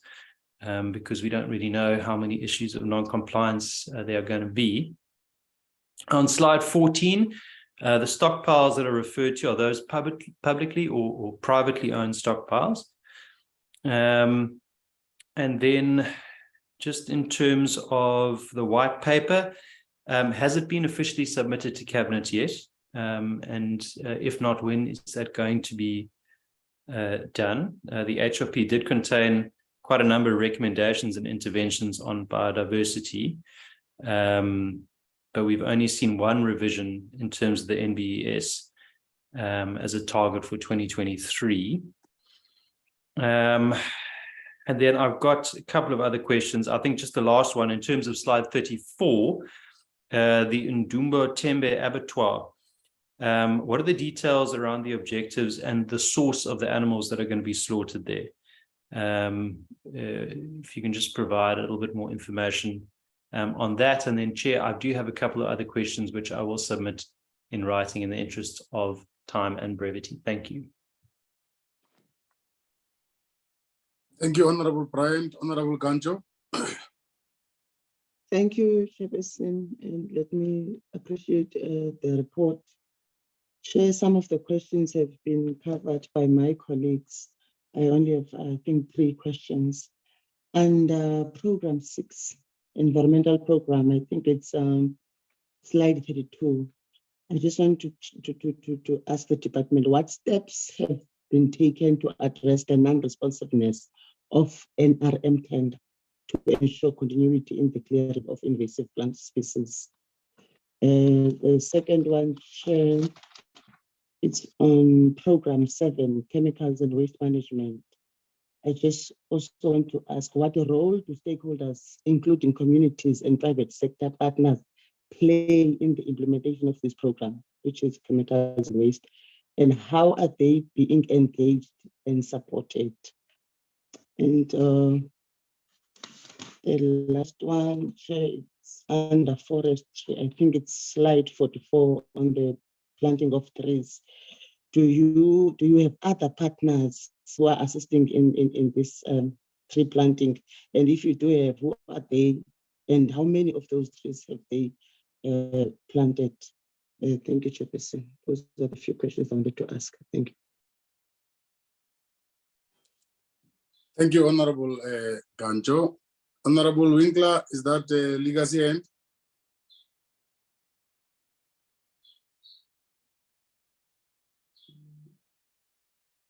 Yes, Chair. Sorry, thank you. Okay. Just before we get the responses, I think on slide 17, the development of management plans there, DG. I just want to know, how long does it take to train those people who must develop the management plans? Who are this service? Who is this service provider, and what was the criteria to select them? 1, 2, on the MLRF. Are you able to take us into your confidence as a department that those targets that you did not meet in Q2, do we automatically migrate them to Q3 targets, or do we accept them as lost ground and that they must be forgotten, or we are likely to meet them in the overall achievement after all the quarters? Just two clarities from my side. Minister, should I give you to respond first? Thank you very much, Chairperson. Just a couple of issues. Let me start by supporting Honorable Singh when he says that perhaps in future, the committee should consider in these presentations to focus on the one or two branches where there is not performance improvement. I think that one of the frustrations I feel is that often in these sessions, colleagues ask the same questions over and over again. For example, we have had endless questions on where are the air quality monitoring stations. We've submitted this information formally in a committee meeting. I've also submitted it in a parliamentary question. So this seems to be a filing system problem, not a lack of information problem. We also reported extensively on consequence management with regard to the irregular expenditure. I think we spent 2 meetings on that when the annual report came out. If my memory serves me correctly, it might have been in September last year. So again, there was an extensive report given. What investigations are ongoing, who has been disciplined, what is the status of those disciplinary hearings, which forensic investigations are still outstanding, where are we with regard to condonement from National Treasury. There was chapter and verse given to the committee. I'm sure the committee secretary ought to be able to recirculate that document to honourable members. Of course, shortly we would be getting into the audit process, and then obviously all of that information would need to be updated. But if the committee makes such a request, we can give a progress update with regard to the extensive information that we submitted last year on the progress on getting National Treasury condonation on the irregular expenditure. Colleagues, let's agree that on St. Lucia, we'll focus on it on next Tuesday. I have already indicated to the CEO of Isimangaliso that this is an area of grave concern for the committee, and I have already forwarded your letter. There's also a parliamentary question on the same matter, and I have indicated to the CEO that we need to see concrete outcomes, and the committee will be very keen to hear on that. On the biodiversity white paper, I can confirm for honourable members it's in the cabinet system, and of course, as you know, there is always a report when various policy documents are approved by cabinet. But our expectation is we should reach that point before the end of the financial year. Just a point, Honourable Winkler has raised the issue of accountability for funds under the Green Climate Fund. And obviously, with regard to any money that might be coming to our department, of course, Mr. Kakana will be in a position to make the necessary explanation. But I think it's important to remind Honourable Winkler that at COP26, on the sidelines of COP26, an offer of 8.5 million was made to the South African government. During the course of last year, under the auspices of the presidency, extensive work took place to prepare an investment plan that set out our country's approach to the use of the 8.5 billion and other finances to be raised. And you will recall that this plan was handed by His Excellency President Ramaphosa to the partners on the sidelines of COP27. At the same time, the President made an undertaking that the plan would be handed to the Climate Commission for consultation on implementation.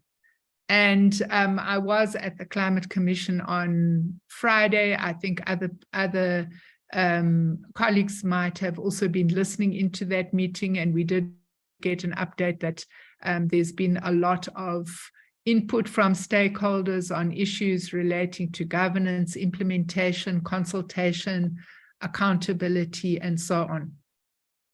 And I'm sure that in due course, in fact, I know that in due course, all of those recommendations will be made to the President. And obviously, they would then need to be factored into the implementation plan.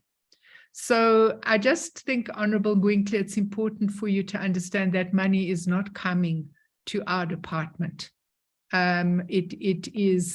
The whole project is being managed by the presidency, and the president has indicated his intention to establish a high-level project management office to manage that office to manage that relationship. And what we do know is that there is some money that has come in from the negotiations that National Treasury led and concluded. These are policy-based loans with the French and German development banks, AFD and KfW, respectively. And National Treasury would be in the best position to give you details about the governance and accounting requirements of these particular loans. So again, I think it's important that colleagues understand this money is not coming to our department. And with the money that has arrived already, I think it's in the region of about 600 million euro. There would be very strict Treasury compliance requirements for utilization and accountability in that regard. Thank you very much. Let me hand over to DG and the team. Thank you very much. Thank you very much, Minister, and thank you to the honorable members on the questions that have been raised. And I am going to be assisted by the heads of the various branches in responding to the details. But we've also taken note of the direction from the honorable members, as also acknowledged by Minister, around the approach in our next quarter on the way in which we need to be delving into the detail in as far as the performance, especially those areas that are not performing well. And we have taken note of that. I'm going to request just in following the sequence of the programs for the DDGs to respond. And if there's areas where I would need to add at the end, I will then come back and highlight if there are areas that have not been addressed. CFO, maybe you would want to deal with the issues on expenditure, but also I think Minister has dealt with the irregular expenditure where we have presented to the committee details around how we are dealing with irregular expenditure. And also that the next step is around condonement, of which we've been having several meetings with National Treasury on the condonement of irregular expenditure. And we haven't as yet received a significant amount condoned as they are consistently considering the various cases that we have investigated and taken disciplinary action on. They've also indicated that beyond National Treasury, an accounting officer can do certain condonation. We were engaging with them around that so that we are clear in terms of a clear guide where an accounting officer can condone that expenditure. We would not want to rush the process. We would want to ensure that we're doing it properly in as far as the condonements are concerned. So I'll hand over to the CFO and also to DDG, Corporate Management Services on vacancies. I think, Honorable Weber, your concern was around the time it takes in certain instances to fill vacant positions. Over to the two managers, with your permission, Chair.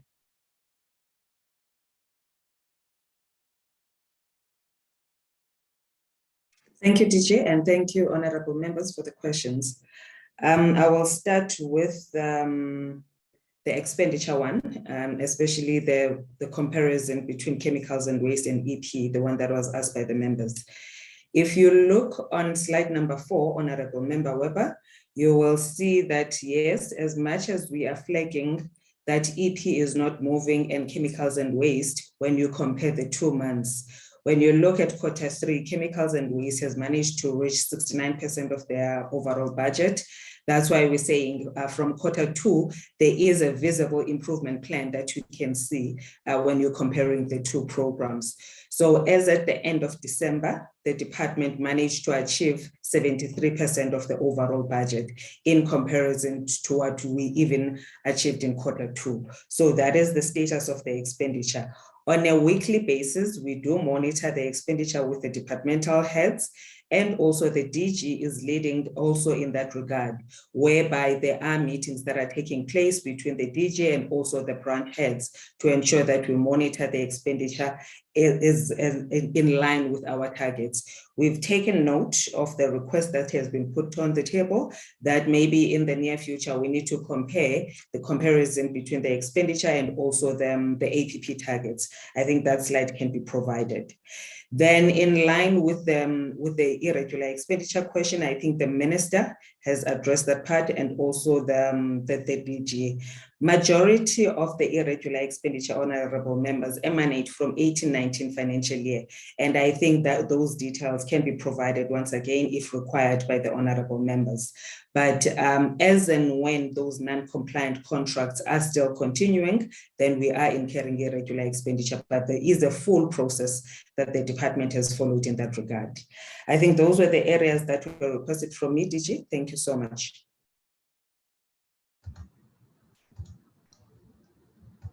Thank you. DG Mashala. Thanks, DG and honorable members and chair. In terms of CMS, the main question that which was asked was about the turnaround times in terms of filling of vacancies. To this effect, maybe let me start by indicating that we currently, for the quarter under review, sitting at 7.6% in terms of our vacancy rate. However, for the same period, when we look at the turnover rate in terms of the replacement of officials that which have exited the system, we're actually sitting at 3.2%, which was an equivalent of 119 heads that which were replaced for the quarter under review. And this would have been filled within a period of 4 to 6 months, which is what we are striving for. For the specific quarter, that is, we had actually filled only no vacancies to a total of 57. And however, we note that there are times wherein we re-advertise posts because we have not received quality applications, and in those instances, then our timelines unfortunately moves outside the 4 to 6 months period. Thank you. Thank you very much, Chair. Can we get DDG Vanessa to respond. I think there were questions around enforcement and compliance and also stockpiles. I don't know whether it will be yourself, Vanessa, or DDG BNC. Thank you, DG. Good afternoon, honorable members, Minister, DG, executive and colleagues. With regard, I think the question was regarding the number of administrative notices and how we determine the target. So it's normally an estimate of complaints, which is reported to the department on average each year. We also undertake a number of enforcement projects each year on our own, and we estimate the number of notices that will be issued for the different sectors. With regard to the stockpiles for rhino and elephant, we do look at private and public. In terms of the public verification, the number is 16 and private is 49. So that brings you the total of 65. Thank you. Thank you very much. Climate change, Mr. Kakan, all the relevant questions. Thank you, DG. I'll just add to Minister's answer on Honorable Weber's question on the SACIS. This is correct, Honorable Weber. Since the SACIS was updated in 2017, Eskom has not been able to do the live reporting. So the information that you are specifically looking for is provided by Eskom-owned monitoring stations. And because of the upgrades, this has not, the live reporting has not been happening. And we've been working with Eskom to try to fix that. And because, I mean, currently we ourselves are getting this historical data from these monitoring stations, but live reporting is always better. Any member of the public can always get it. So we've been working to bring them to report live. So that is what we can say there. These are Eskom power stations. They are there. They are working. Just not live reporting as you've indicated. And on Honorable Winkler around engagement on adaptation projects, yes, it's important to us to have that local ownership at municipal level, which is why we report sometimes these delays or extended engagements. But we use several mechanisms. For example, adaptation projects specifically, we've got the technical working group on adaptation that involves all sorts of stakeholders in local government, but we also involve local government support units, and the provinces, of course, themselves then also oversee this through working group 9. And we work closely with the COCTA, including on this project that we were reporting on. So for us, it's quite important that you've got that ownership at local government, and we continue to do so through those various layers of engagement. Yeah, I'll stop there. Thanks.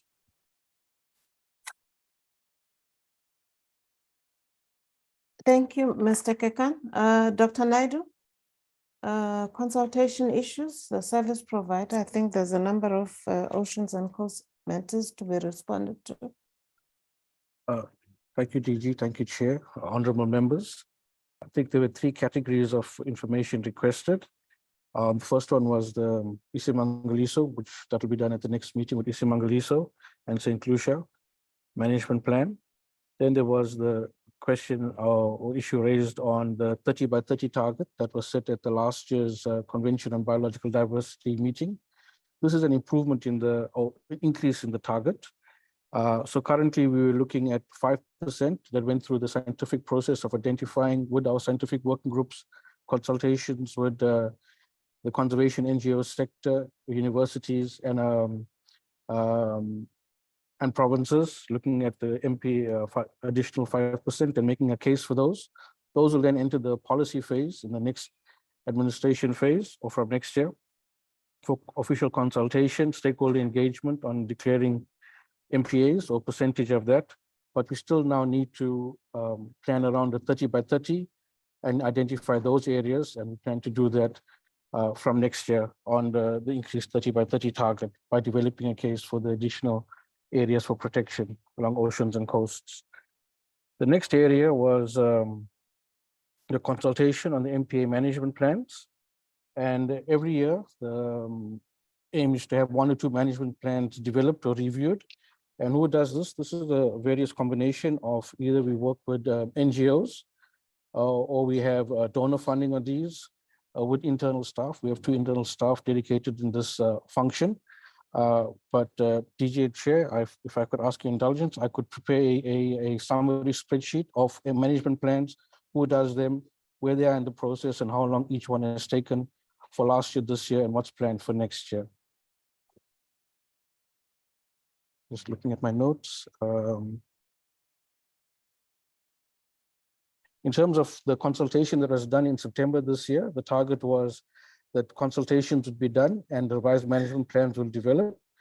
In September, the consultation on the current management plans that have been drafted was done with BirdLife, a conservation NGO. It was also done with local government and Transnet, Department of Defense. All of those comments were collated, and in the third quarter, these comments are used then to produce a new draft for the MPA management plans that have been drafted in this financial year. Thank you, DG. Okay, thank you very much. Can I move on to BNC? DDG Mohotla. Thank you very much, DG. Just to check, and I think there were 1 or 2 questions that were linked from Honorable Weber. Yes, these jobs that we are talking about are actually EPWP jobs, and in order for us to engage prospective beneficiaries, we have to appoint a project manager to implement the programs. The program itself is actually support that we are doing to traditional authorities in Limpopo and in the Eastern Cape.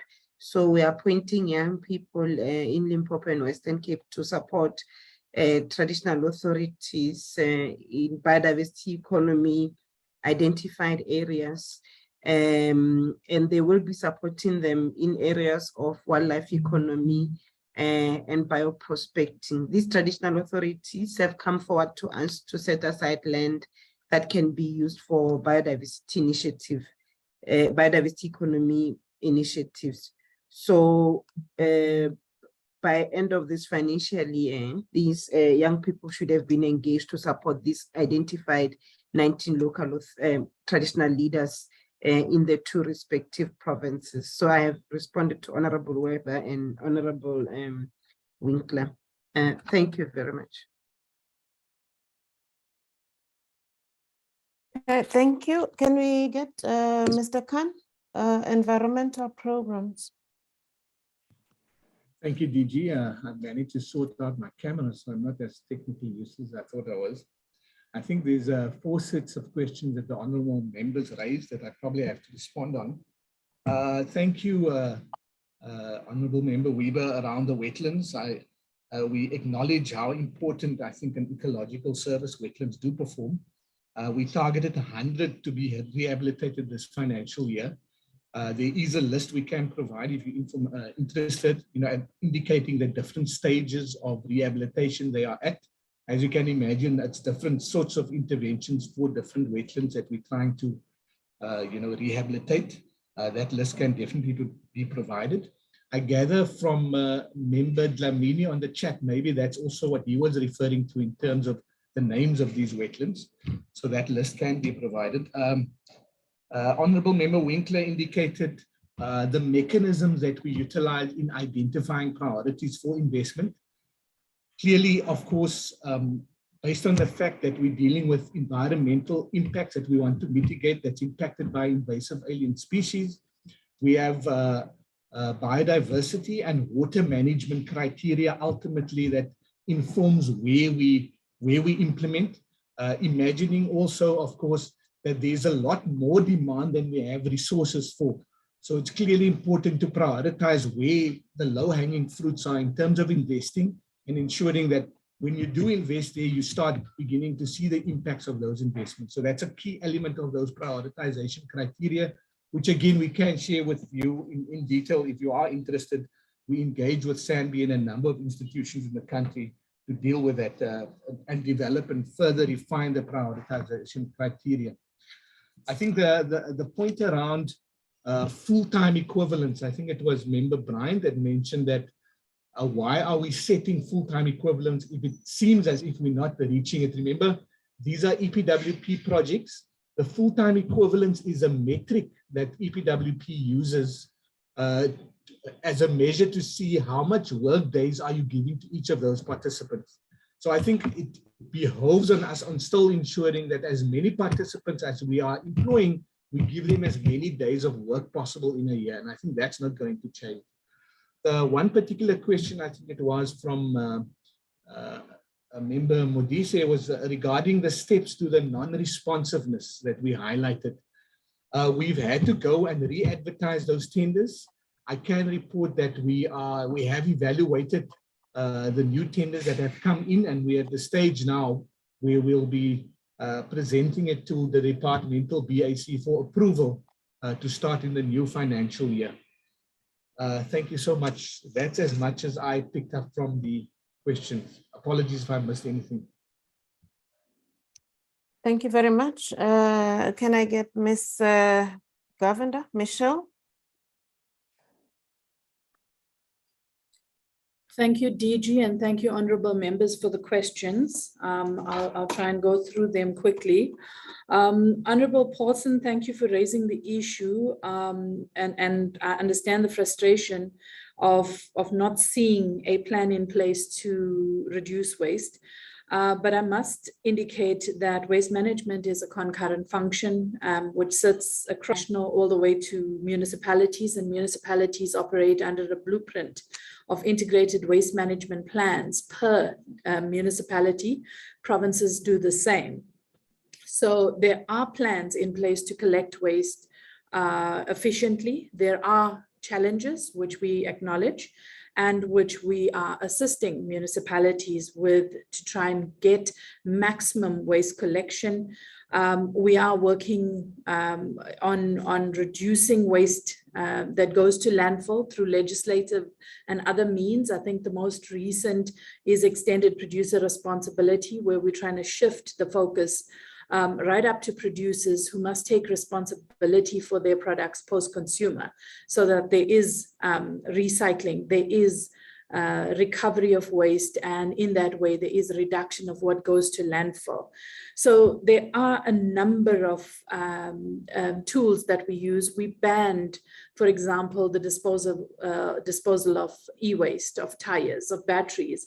And all of these actually contribute towards the reduction of waste to landfill. But I hear what you're saying, and I think what we need is a consolidated way of portraying what has happened and the multiple approaches that we're using to tackle the waste that is generated within the country. So this is what is happening.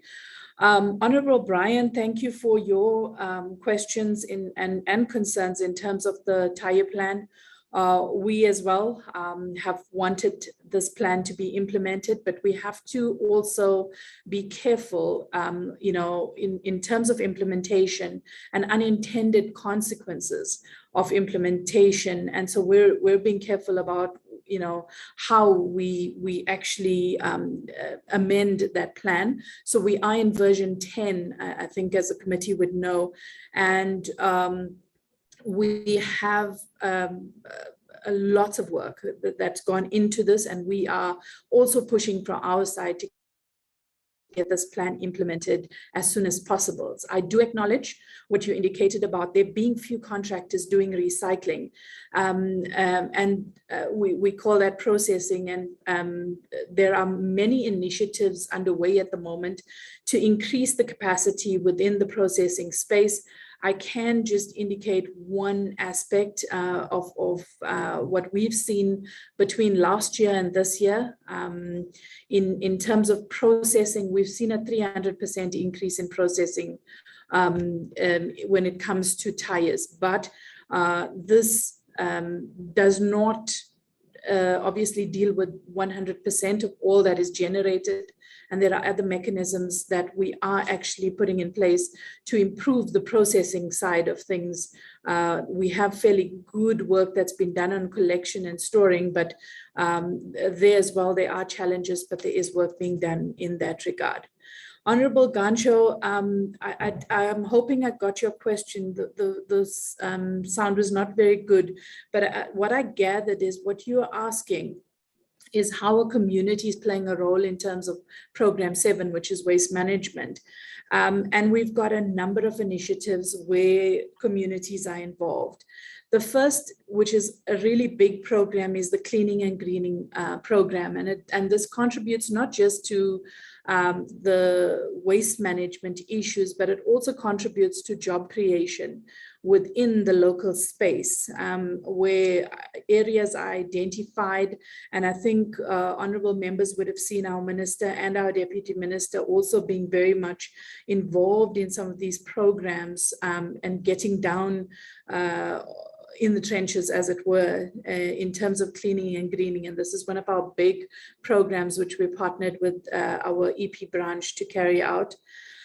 We do have material recycling facilities within communities where communities actively bring their waste there, and it also contributes to basically removing these waste streams from landfill sites and creating an opportunity for businesses in that regard.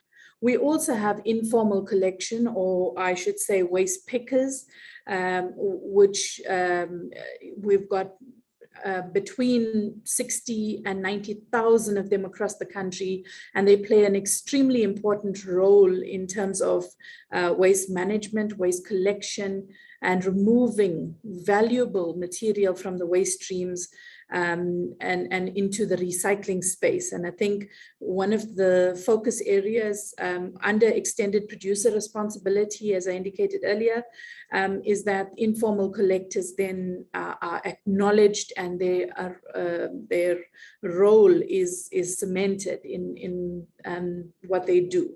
We are reducing waste through and of course community development in terms of the REST program, which is the Recycling Enterprise Support Programs. These are where we're contributing to businesses being started and where communities come together to basically assist in waste collection, in waste separation, recycling, etc. In terms of separation at source, this is where communities get involved quite considerably, because this happens across the board. Micro collectors is where they get involved. We are assisting in terms of the yellow fleets of vehicles that we're giving to municipalities to aid in this way. These are just some of the issues, honorable members, in which we're trying to achieve waste management. Thank you very much, DG and honorable members. Thank you very much, Ms. Govender. Ms. Nodada, Forestry and Tree Planting. Thank you very much, DG. In terms of the questions that have been raised with regards to tree planting, in terms of the combination for Limpopo and Mpumalanga, this is just basically the way that the branch we are managing these two provinces, which is one directorate. But we've taken note that maybe in the future, reporting, we should then be saying what is the number of trees that has been planted in Mpumalanga and versus what has been planted in Limpopo. Both of them have their own targets that they need to meet. But then at the end of the day, when we do the actual reconciliation, we report it as one unit because it's managed under one person. But we've taken note of that. In terms of the stumbling blocks with regards to the planting of these trees, there are a couple of things that we've picked up. One is sometimes when we've now sourced the trees, the suppliers themselves struggle to give us the right sizes of the trees because we're very specific or peculiar about the sizes of the trees that we get, because that helps us with dealing with issues of mortality. Some areas, it's not an issue when you're planting very small trees because you know that they can be able to grow.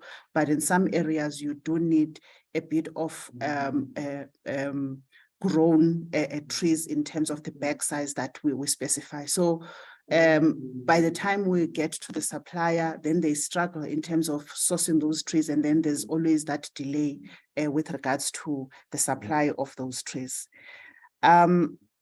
Sometimes we find that the collaborations that we've been having, there's a need for us to strengthen that. And we've done this now through the Greening Forum, where we've brought in that forum, the private sector, ourselves as a department, other government departments, the industry, some NGOs, where we've now seen industry doing a bit of uptake in terms of assisting us with the planting of the trees. We've brought in municipalities as well, not only within the greening program, but linking them also with our Upper City Awards program, where we look at how we assist municipalities with the greening plans and making sure that the parks that they establish, how do they make sure that they would then be able to maintain them. And then when we come back for M&E, they can then be able to provide us with the tracking in terms of the trees that have been planted. Then also on the greening program, sorry, on the greening forum, we've seen that one of the departments that has been very that have come up in terms of accepting the challenge and assisting us in terms of the planting of these trees is the Gauteng Department of Agriculture and their commitments that they have made. And this is one of the things that we've noted, that this is an approach that we want to have in the other government departments within the provinces as well. We work also closely with human settlements, because what we've seen is that when we plant 1 or 2 trees in an area, then when you come back for tracking where those trees are, it becomes a bit of a challenge. But partnering with human settlements and then planting in those human settlements, especially the newly built ones, then it assists not only with the greening itself, but also when you want to now track whether the trees are growing, and also when you want to do the awareness campaigns for those specific communities, for them to understand and start to take care of the trees and the investment that has been put through.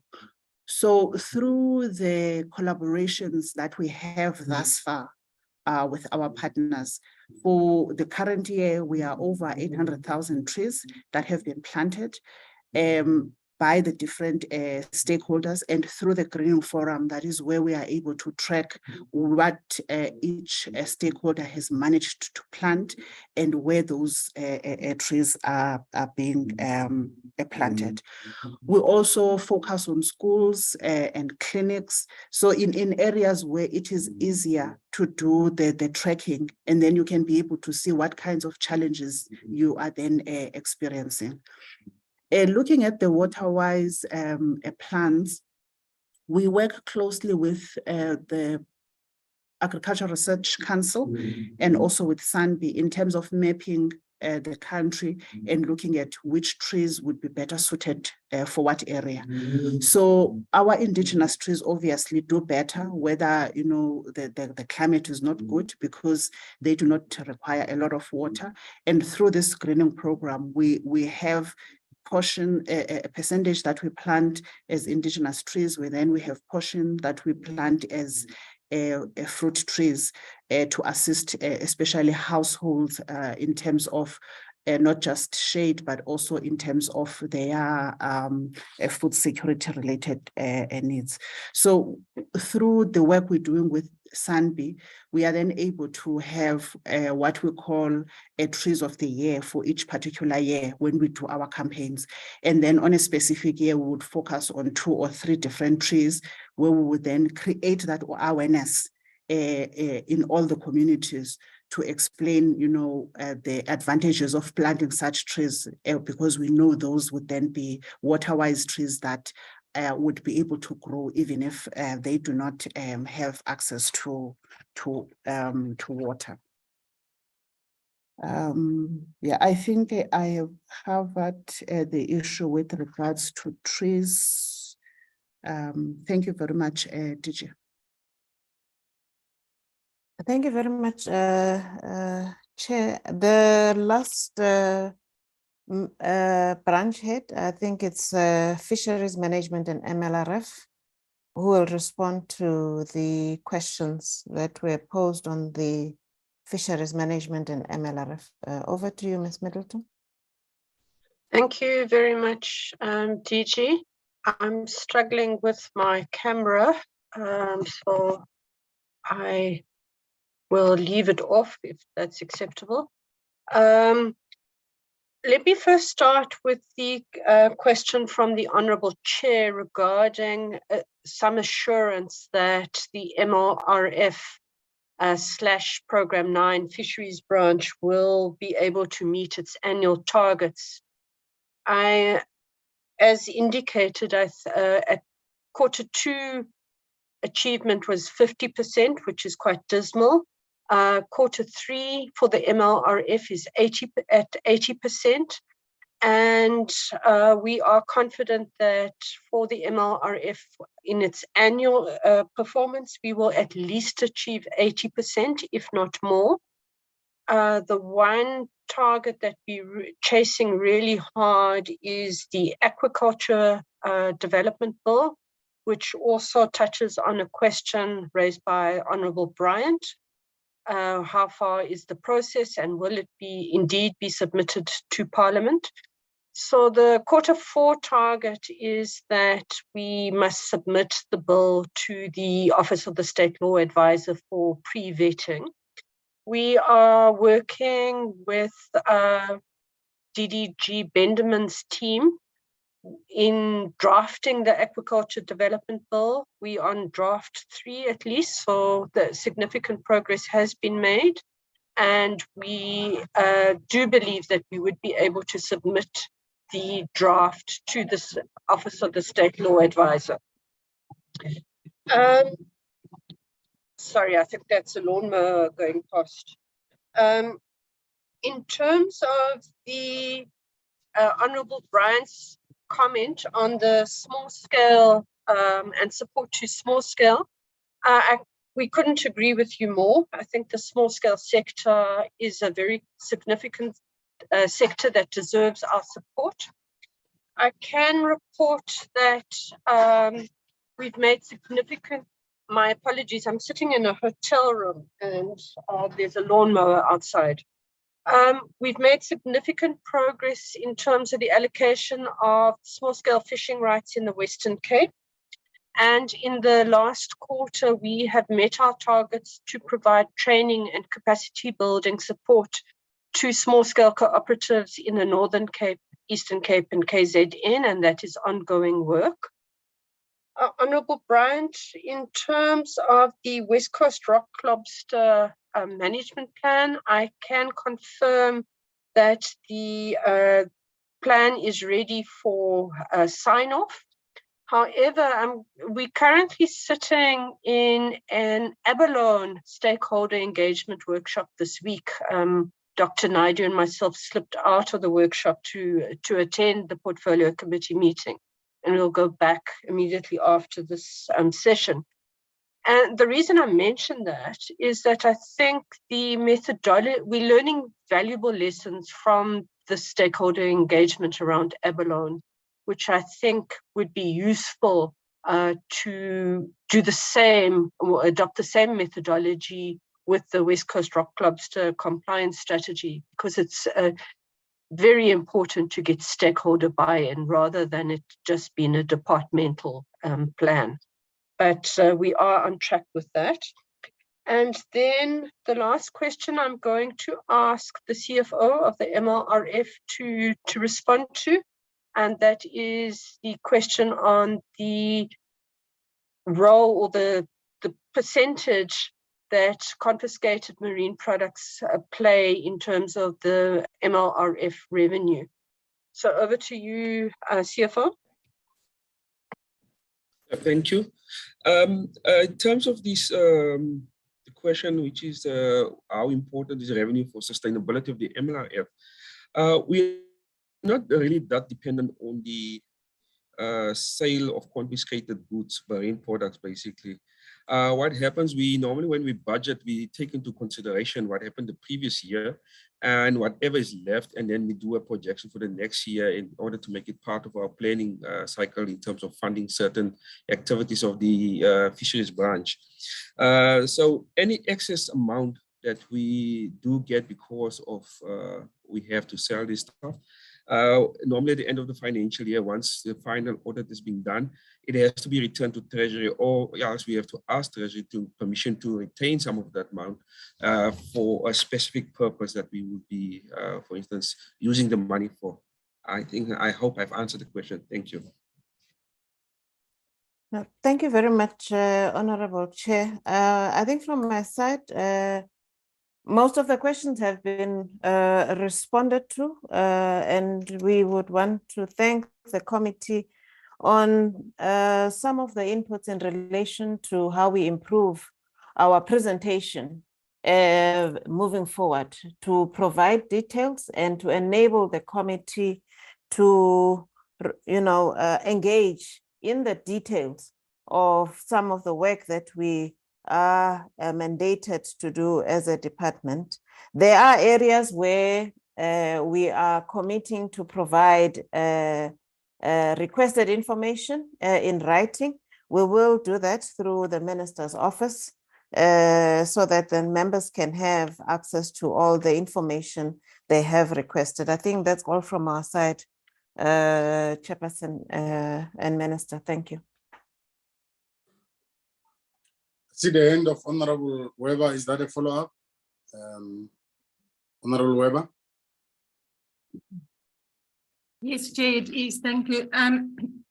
I would like to say to the Minister, she is quite correct. I did give a very thorough presentation about 2-3 terms ago, and maybe it's my lack of making clear what we want. So, Minister, I'm going to take you up.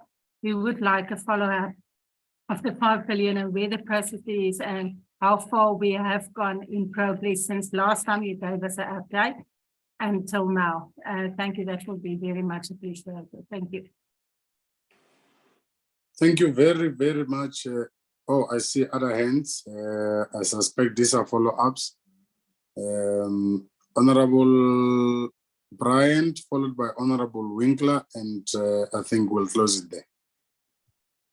Thanks, Chair. Just very briefly, I'm covered, I think, by Honorable Weber, but in terms of the marine product sales, it is heartening to hear that the department is not reliant on that funding, because I think this is potentially one of the controversial strategies or practices when it comes to combating anti-poaching, combating poaching. And I'm sure it was discussed at some stage this week during the abalone meeting, colloquium, whatever it is. And I think knowing that we're not reliant on that funding, I think might free us up to adopt some slightly different strategies perhaps going forward when we amend that Marine Living Resources Act at some stage. But aside from that, Chair, thank you for the feedback from all of those who have presented. And as I say, I will submit some additional questions in writing. Thank you, Honourable Bryant. Honourable Winkler. Thank you, Chair. What I just wanted to get some clarity on is that the Honourable Minister had mentioned that the climate funding for environmental programs falls under National Treasury, and that's where the monitoring and I think oversight on the disbursement takes place. So what role does the department actually play in terms of these funds? I mean, because we have received this information in our report today. So I just need to understand where the intersection is between the department and National Treasury with regards to that 145 million, the 497,000 and the 583,000 from the Kenyans. And then just one more thing is that my colleague, Honourable Weber, she had asked a question about the monitoring stations in the high priority areas. And I don't think it's good enough to just say that because of the upgrades at Eskom, you're working with Eskom to get these monitoring stations up and running again. What is the time frame around this? I mean, these are areas where people are dying from respiratory illness. This data is incredibly important. And the fact that this has not been made, of tantamount priority under this program is of great concern to me. So if we could please elaborate on what exactly is happening and when that live information will be back online. Thank you. Ja, laat ek weet, ek wil excuse inbied in die ander by 1 o'clock meeting.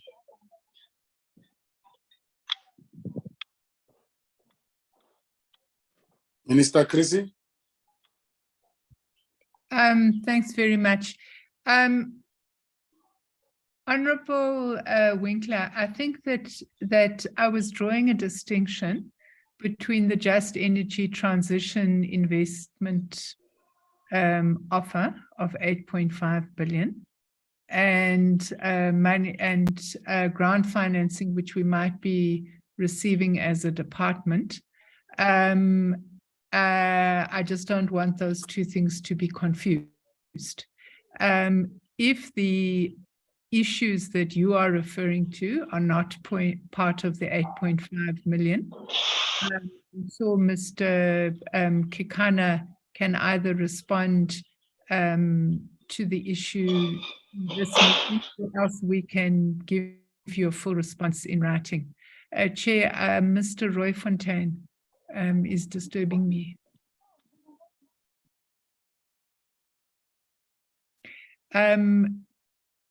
So I'm just making that distinction, Honourable Winkler. Perhaps Mr. Kakana, you could assist, but if there is detail on grant financing that we've received as a department, it might be appropriate for us to give you a written response. What were the grants? What were they used for? What were the outcomes? And so on.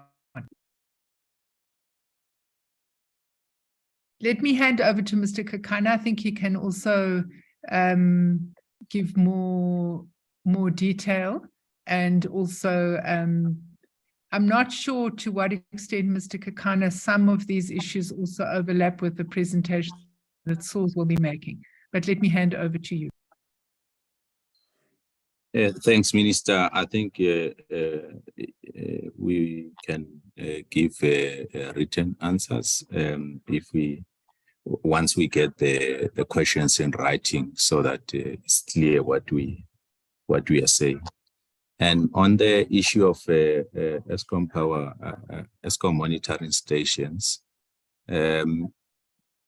we've been engaging with Eskom and we'll continue to engage with them. We'll probably go back and ask how far is the progress, because some of the challenges that they've raised previously has been around issues of resources to bring this back online. But as I indicated, we are receiving historical data, but definitely when we do the return response, we can elaborate on that process. Thank you.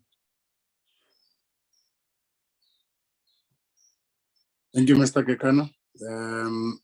We are now entering the space of the South African Weather Services, honorable members.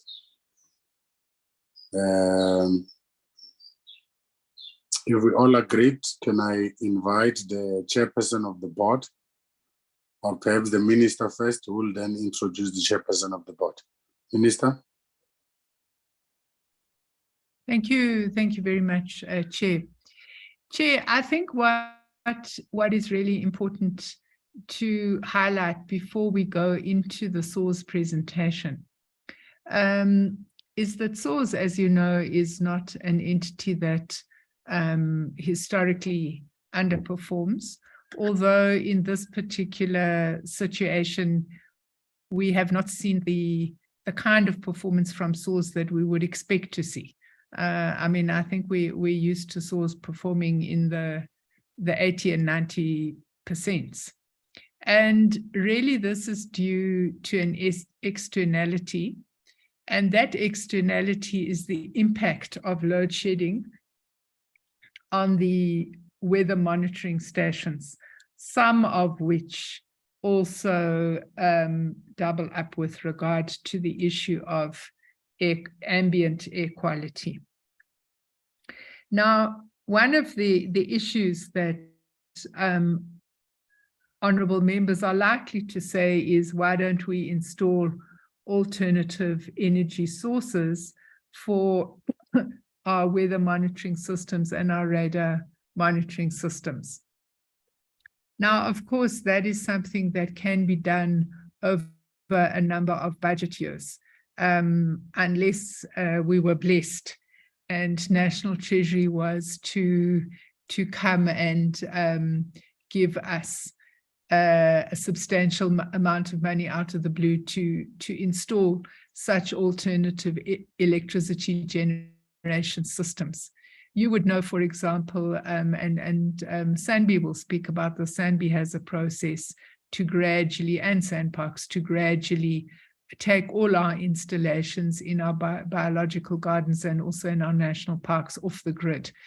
But it's something that we will do slowly over a number of budget years. And obviously in the case of Sanbi and Sandparks, we'd be wanting to bring in renewables, water recycling, and so on, so that we minimize waste.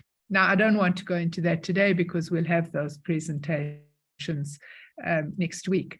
But all I'm saying is that it is possible to go for alternative forms of energy generation to support our radar systems at SAWS over a number of years, but it's not something that it's possible for us to implement overnight. We don't have the resources for it, and you would know that we are dependent on revenue for the weather service, primarily from the revenue we receive from the aviation industry, and it's a matter of public record the extent to which the aviation industry is still in recovery from the COVID pandemic. So I just want to make that as an introductory remark, because you will see that there have been externalities, and I don't want honourable members to have unrealistic expectations of what we can do from one quarter to another. I would also therefore just want to allow Advocate Renkwe, who's the chairperson of the SAWS board, if she has any introductory remarks that she would want to make. Thank you very much, Chair.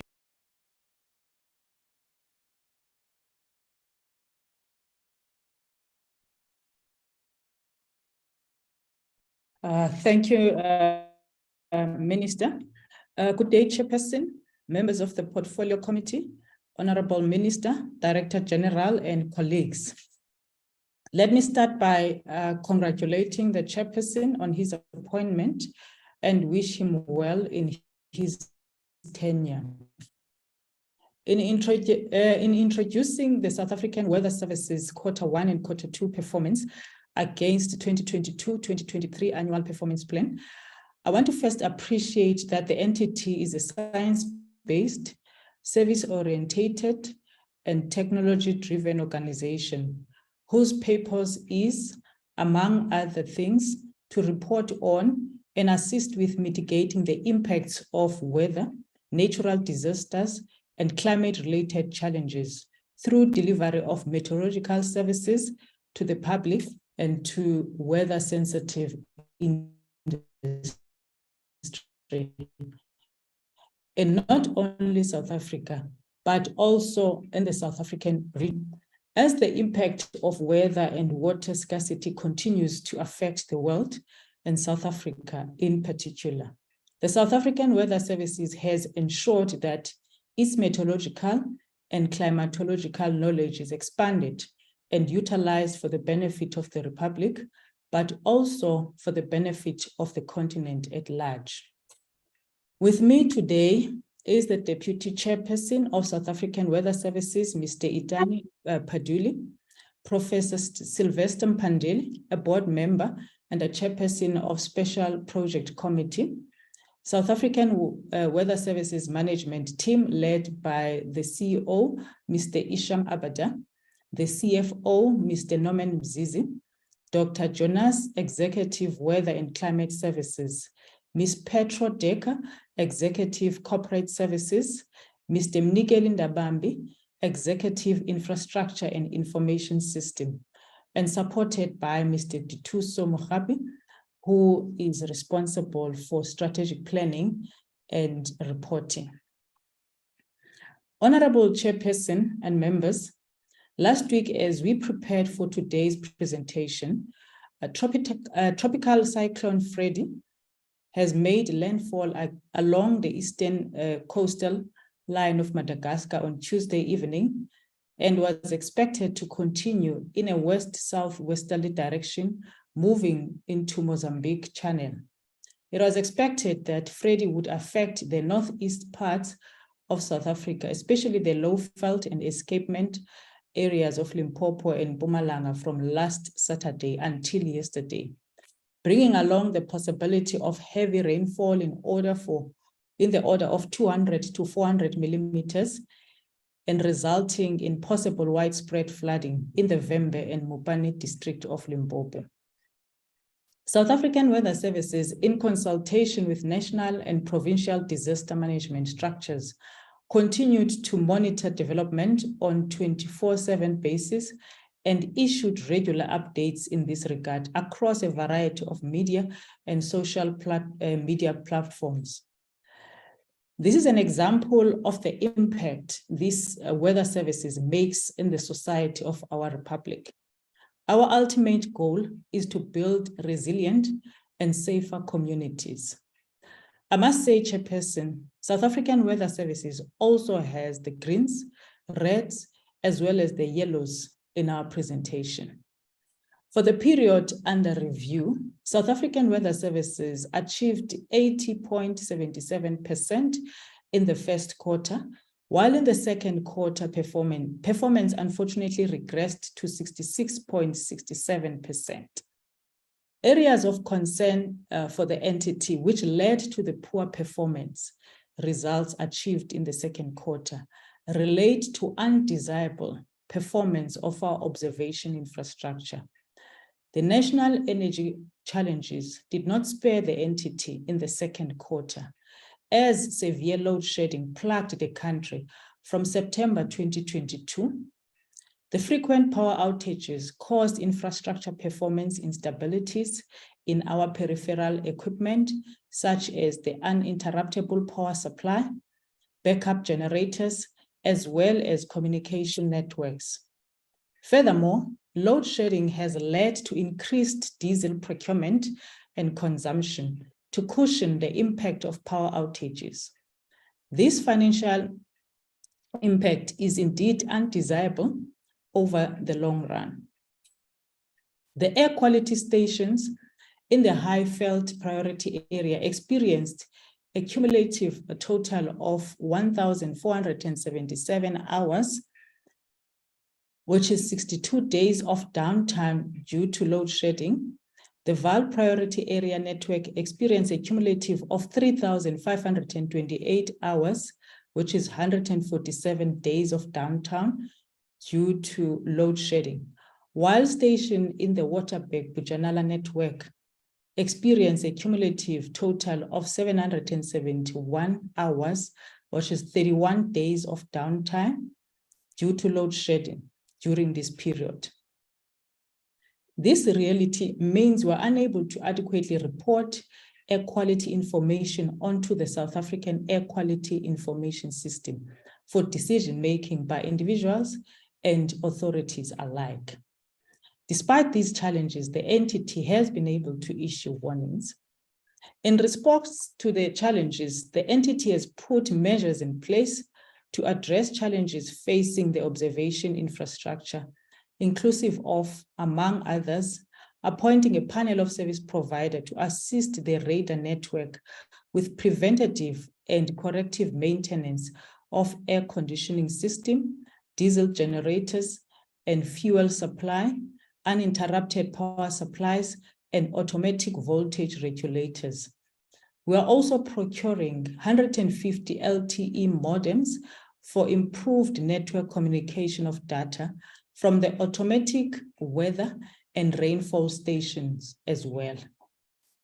To this end, our plans were made for levels 1 to 4 load shedding, and we built in contingencies to deal with this.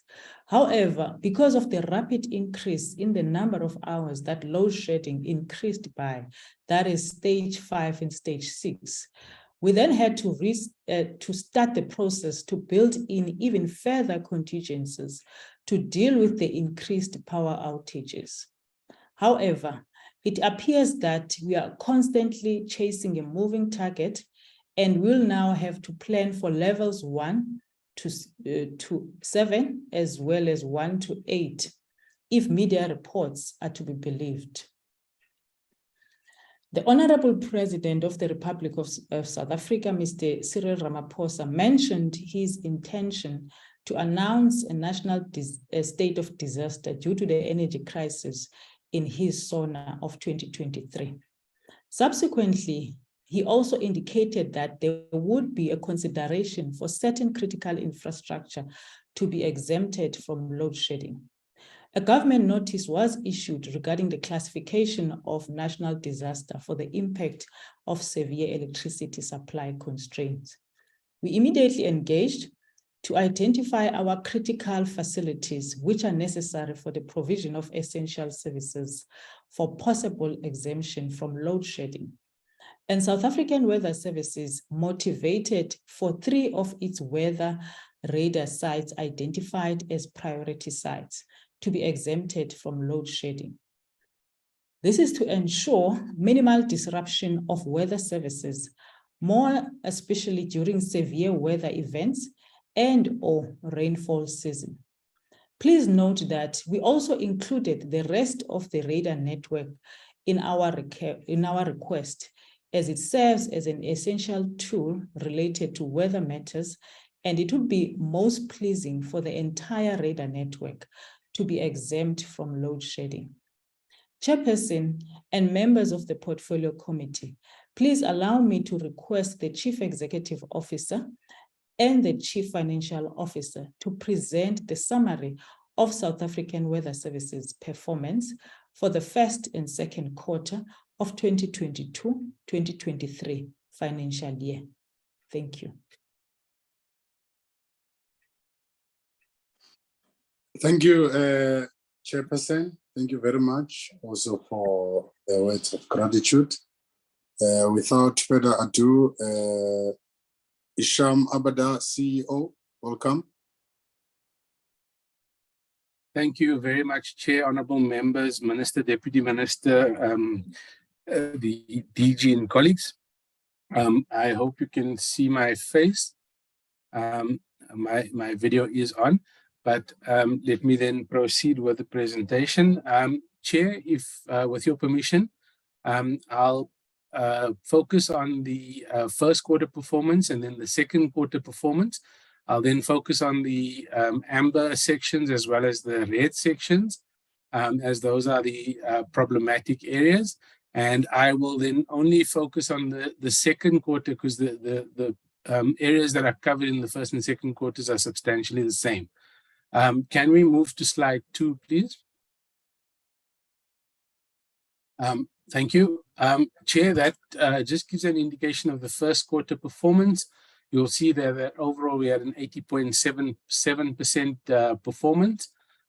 Partially achieved was 11.54 and not achieved at all was 7.69, which is basically 2 targets. If you go to the next slide, slide 3, that's just a graphic representation of the performance. And then, Chair, I'd like to take you and the members to slide 29.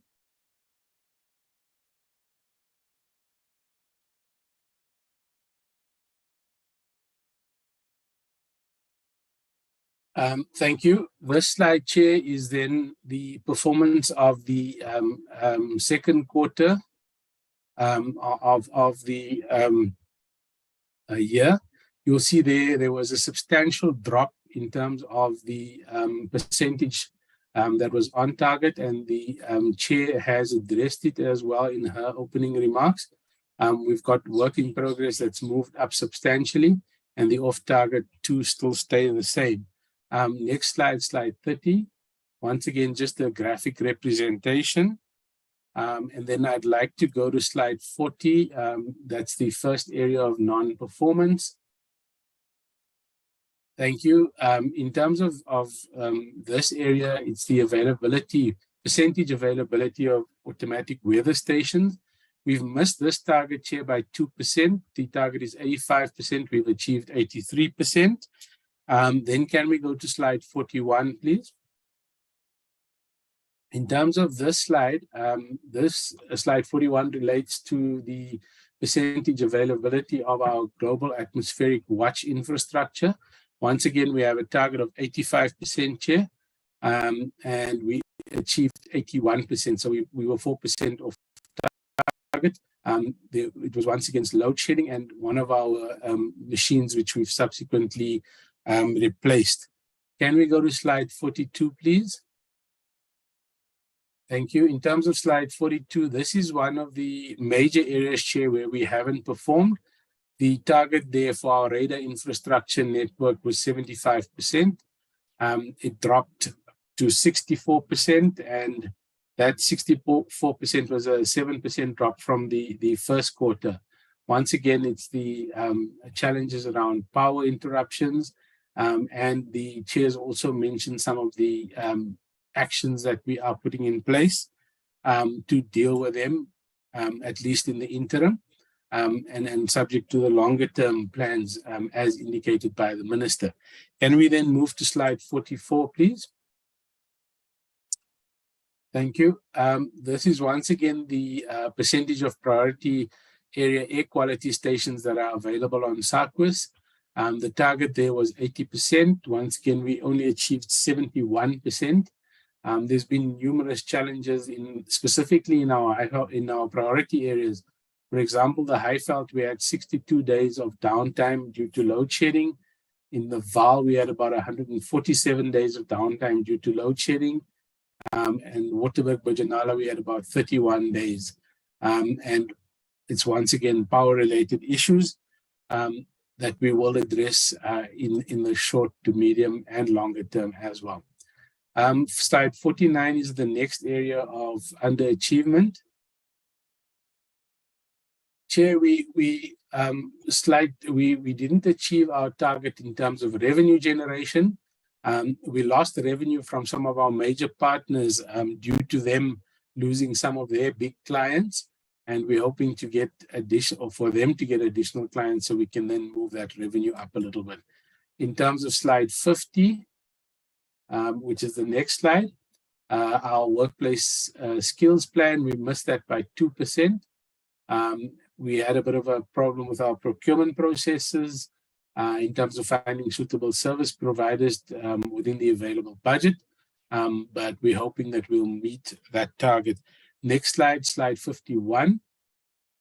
In terms of our percentage compliance to employment equity, we have a 40% target. We achieved 39.39% there.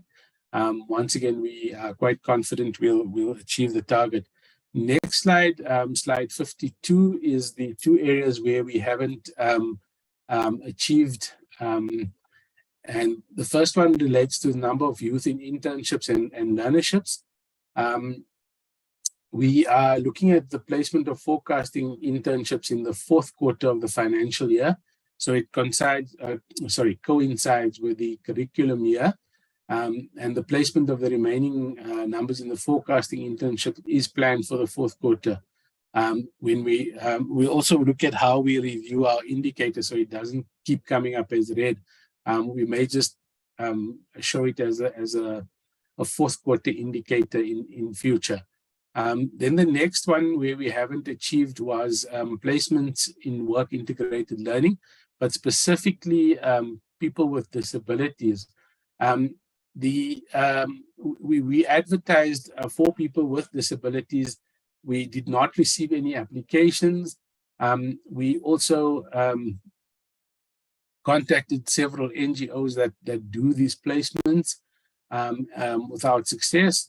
And we're hoping that in the re-advertisement of the work integrated learning opportunity, we will get applicants with disabilities to meet our targets. I think, Chair, those are the slides in our presentation that I thought I would emphasize on for the benefit of the members and the committee. Chair, I'd like to ask now that our CFO be allowed to present from slide 56 on the financials of the entity. Thank you, Chair.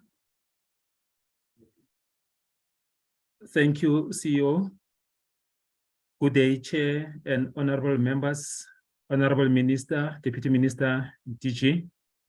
Thanks very much for the opportunity. Slide 56. It indicates the financial performance.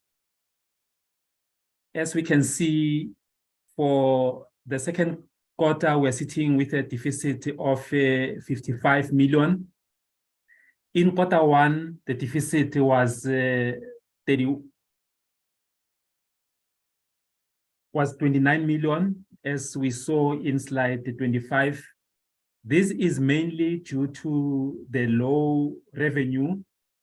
As we can see in quarter two, the total revenue, we are sitting with an actual of 172 million versus the budget of year-to-date budget of 234 million. And the amount for the deficit in revenue is 61 million. Sorry, Chair. And for quarter one, we were below the revenue by 31 million, and this increased in quarter two to 61 million. And the reason that we are below the revenue target is because of two factors. One is the conversion of government grant CAPEX, which was supposed to be converted from CAPEX to OPEX. This conversion was done around October. And we received the monies in November. And the situation was addressed at the end of quarter three. However, in quarter two, we see this challenge, which means that if we didn't have this conversion, this is the situation that we were going to see all the way through to year end. And we thank the Department and National Treasury to agree to this conversion of government grant CAPEX to OPEX.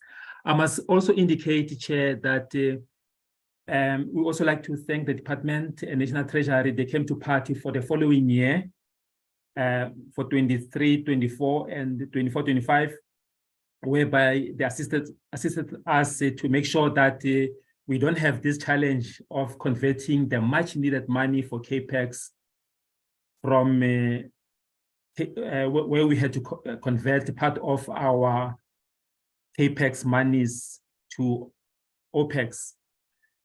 And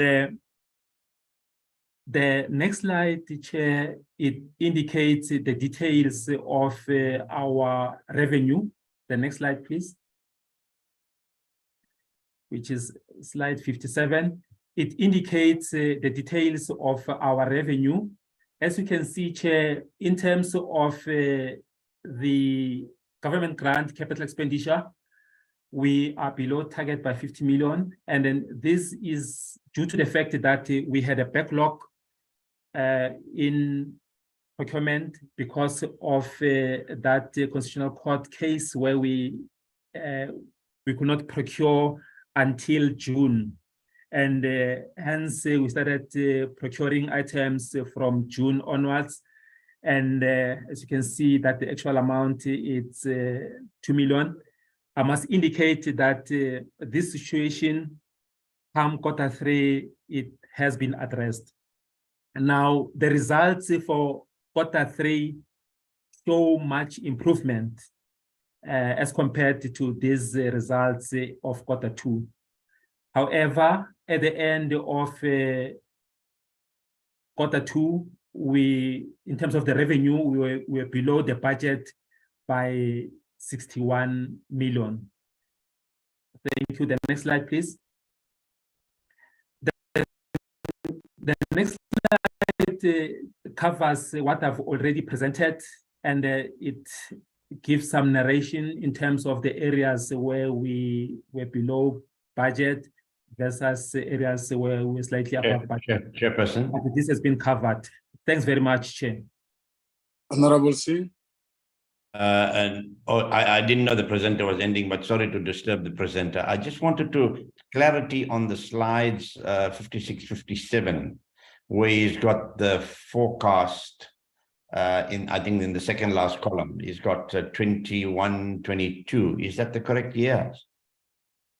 On 56 and 57. Yeah. Slide 56 and slide 57. Honorable Winkler, I see your hand. We'll come back to that. Thank you, Chair. I just want to inquire into the efficacy of the data coming through from stations in KwaZulu-Natal. As you know, we've been at the brunt of quite a few calamitous weather events. So how many are working? How many are not? What is the time frame for turnaround on fixing those stations, etc.? Thank you.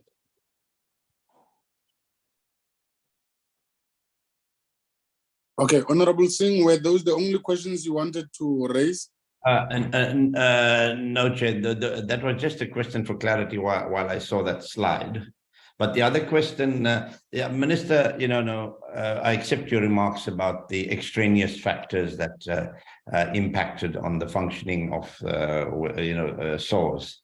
Now, because of the importance of forecast weather and with climate change and the fact that international airlines use our, rely on the weather at our airports, etc., is there a possibility of making applications for international grant funding, to accelerate, either the use of solar or alternative energy sources and repair of our radar infrastructure? Has that been given thought? And then the second comment or question I see on admin, we didn't achieve targets. Now, admin, there's no extraneous factors on administration. So if we can just get a further explanation on why admin did not achieve its 2 targets. Thank you. Thank you, Honorable Singh. Honorable members, let me just note hands. I see Honorable Bryant. Are there other hands on the South African Weather Services report? Honorable Paulsen, you'll follow Honorable Bryant. Okay, in that order, Honorable Bryant. Thanks, Chairperson. At the risk of repeating other colleagues' comments and saying exactly what the Minister said we were going to say, the issue relating to the powering of these monitoring stations is essential. And a plan has to be made, whether that is increased battery storage, some sort of an inverter system, or renewable energy. A plan has to be made because, with climate change, swiftly increasing across the world, and specifically in South Africa, if we look at what happened last year with the floods, we need to make sure that, load shedding, which unfortunately is going to be with us for quite a long time still, doesn't prevent these early warnings from going out and saving lives. And we really should be seized with this as an incredibly urgent matter. Thank you, Chair. Thank you, Honorable Bryant. Honorable Paulsen. Thank you very much, Chairperson. Chairperson, a year ago when we did this presentation, we raised the issue of renewables to power our monitoring stations. A year before that, we did the same thing. It's unacceptable that the department comes and says, look, we're still seized with the same problem. And load shedding was here a year ago. And even a year before that, we raised this. And we can go back. I've just looked at my notes now. We raised this issue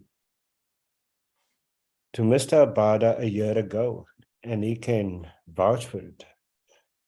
And within a year, nothing was done to address the issue.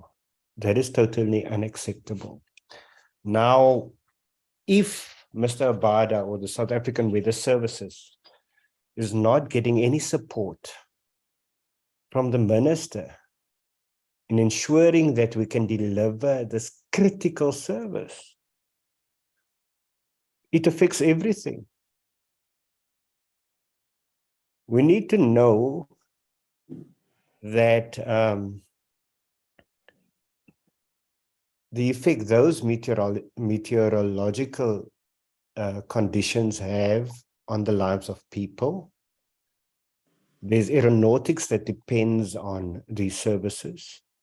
And we're just incapable of providing any form of service. We are no longer on the brink of collapse, Chairperson. We've collapsed. So if we can't provide these kinds of services, we've collapsed. People's lives are in danger, and we just can do nothing about forecasting. Now, this is not something that should be just when we walk out of here, we dealt with it. We need to know by the next meeting. We need to know that something has been done to address the issue, because this is not new to us. Last year, we were told that battery packs were stolen. This is not good enough, Chairperson.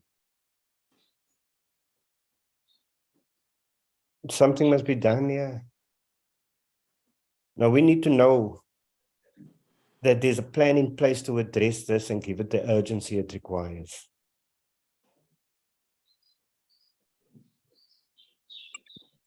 Thank you very much.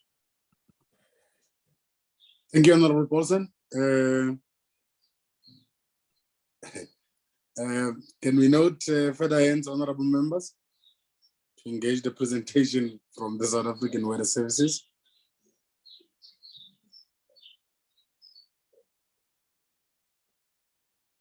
Okay, it would seem honorable members are still digesting the report. Minister, you want to come through first before we give the CEO? Thanks very much, Chairperson. Chairperson, let me get to the issue which, let me start with Honourable Singh's question about whether we can raise grant financing. I suppose the difficulty, Honourable Singh, is when you have an entity that is charging revenue for charging fees for its services, you won't be able to receive grant financing. You would only really be able to receive grant financing in situations where there's no revenue stream. And I suppose you're raising a very interesting question for the CEO and the board of SAWS to consider, and that would be whether they could access any form of loan financing for alternative energy supply. And I think that's a very interesting question, which I don't know whether this has been considered. At the moment, I'm the grant financer, and I think that we, once again, the either the personal or the central filing system is slipping a little bit, because the issue around the state of the weather infrastructure related to vandalism of this infrastructure. It also related to the fact that much of this infrastructure was outdated with regard to modern IT systems. And as a result of that, the department made a 3-year budget allocation. This financial year is the first year of that 3-year budget allocation to upgrade the infrastructure. So it wouldn't be correct to say there's no support coming from the department. But that support and that decision at that time was not based on alternative power supply, because at that time, although there was load shedding, it was intermittent. I think Honourable Bryant is indicating that the situation has now changed. And I don't think that anybody would disagree with him that we may well find a situation where for a longer period of time, we are going to need a solution to the power issue. And that is why in the considerations that are being given to relieving certain critical government infrastructure of load shedding, we have included our key radar systems. If we could have exemptions there, then I think that the rest of the system will be able to give us adequate information when there is power supply to different stations at different times of the day. But I do think that this issue of looking at the possibility of a loan so that there could be fast-tracked introduction of alternative generation systems is an interesting one. And I think we should leave it with Mr. Abada and with the board for consideration, because there would be a range of institutions that have an interest in this kind of thing. Let me pause there and let me hand over to Mr. Abada to deal with technical issues. Thank you. Just before that, thank you very much, Minister. Mr. Abada, just from my side quickly, please take the committee through if we have our own satellite or from where do we derive these early warning systems, and how do we derive this info from where do we derive it? From other sources, or do we have it that we can call our own? Thank you, CEO. Please come in.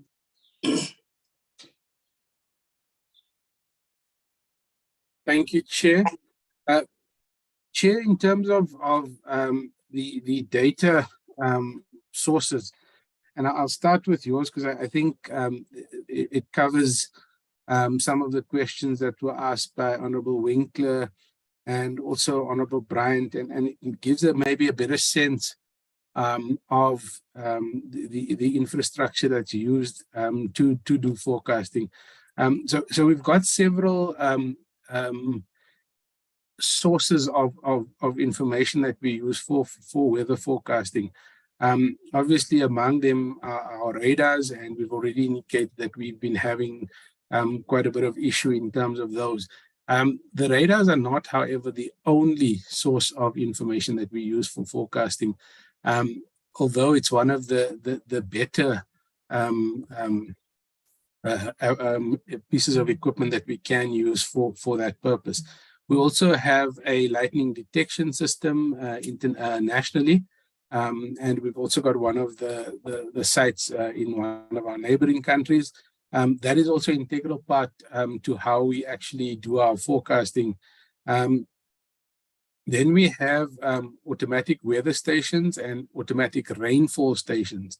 And these also have several parameters that they measure that feed into the weather prediction system and ultimately also into the climate system. So then we also use satellite information, Chair, to answer your question. We don't, as far as I'm aware, have our own satellite. We've, through SANSA, I think we've sent up some CUBE satellites, but not specifically for weather-related stuff. We rely on the European satellite system and other international systems, satellites as well. And those are then combined. And the combination of all the information from that is then used to do weather prediction.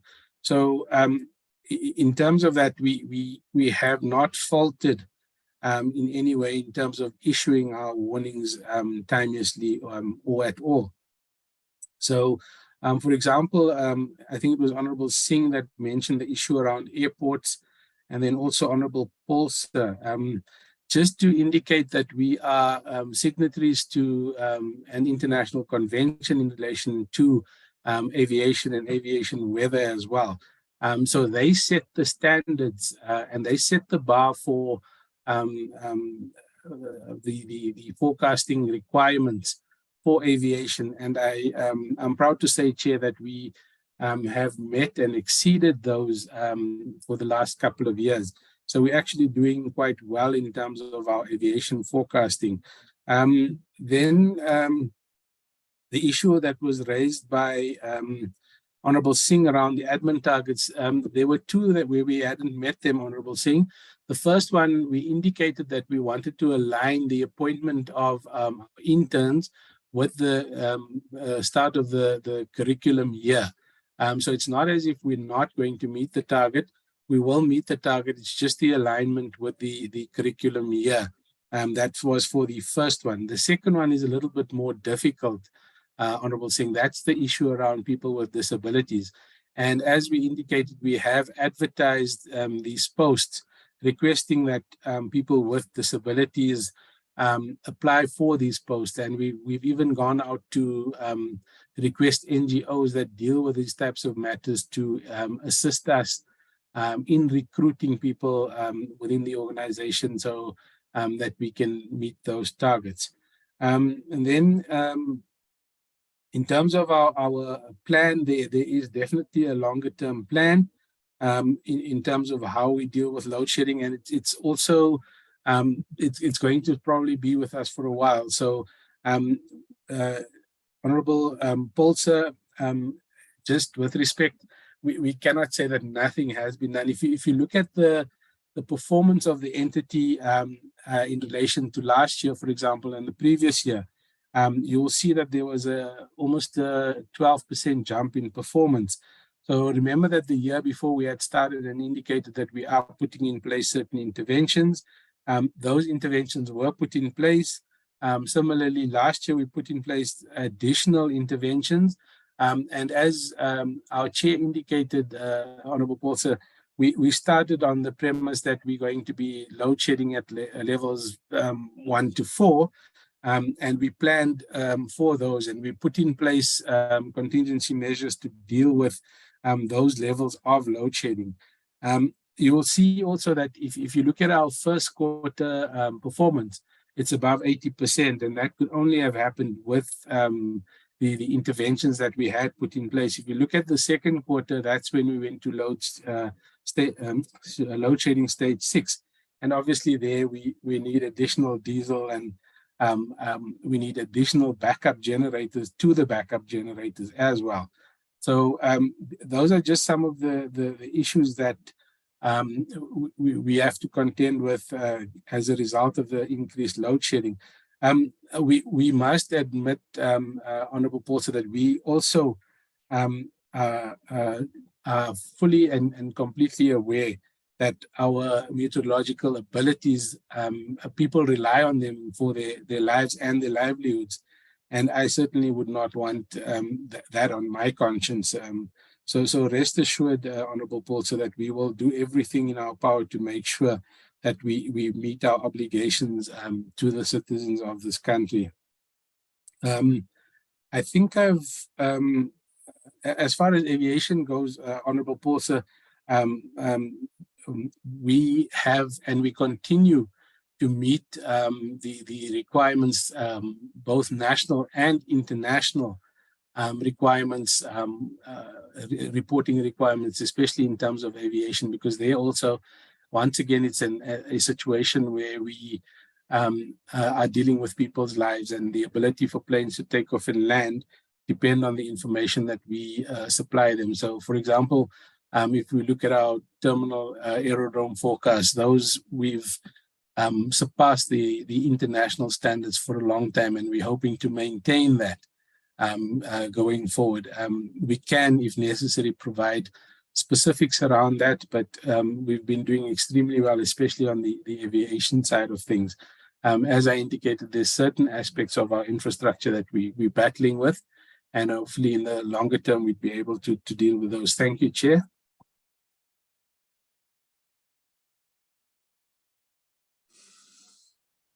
Are there no questions for the CFO? Zizi? Thank you, Chair. Just a quick one on slide 56. The figures are for 22, year 2022/23, and that full year forecast is also for 22/23. Sorry for that typo error. Thank you, Chair. Chair, thank you very much. That's cleared my query there. I think on both 56 and 57, you'll have 22/23 instead of 21/22. Thank you, Chair. Mr. Ndabambi?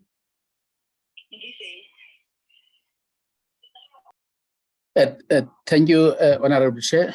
Good afternoon, Honorable Minister and Honorable members.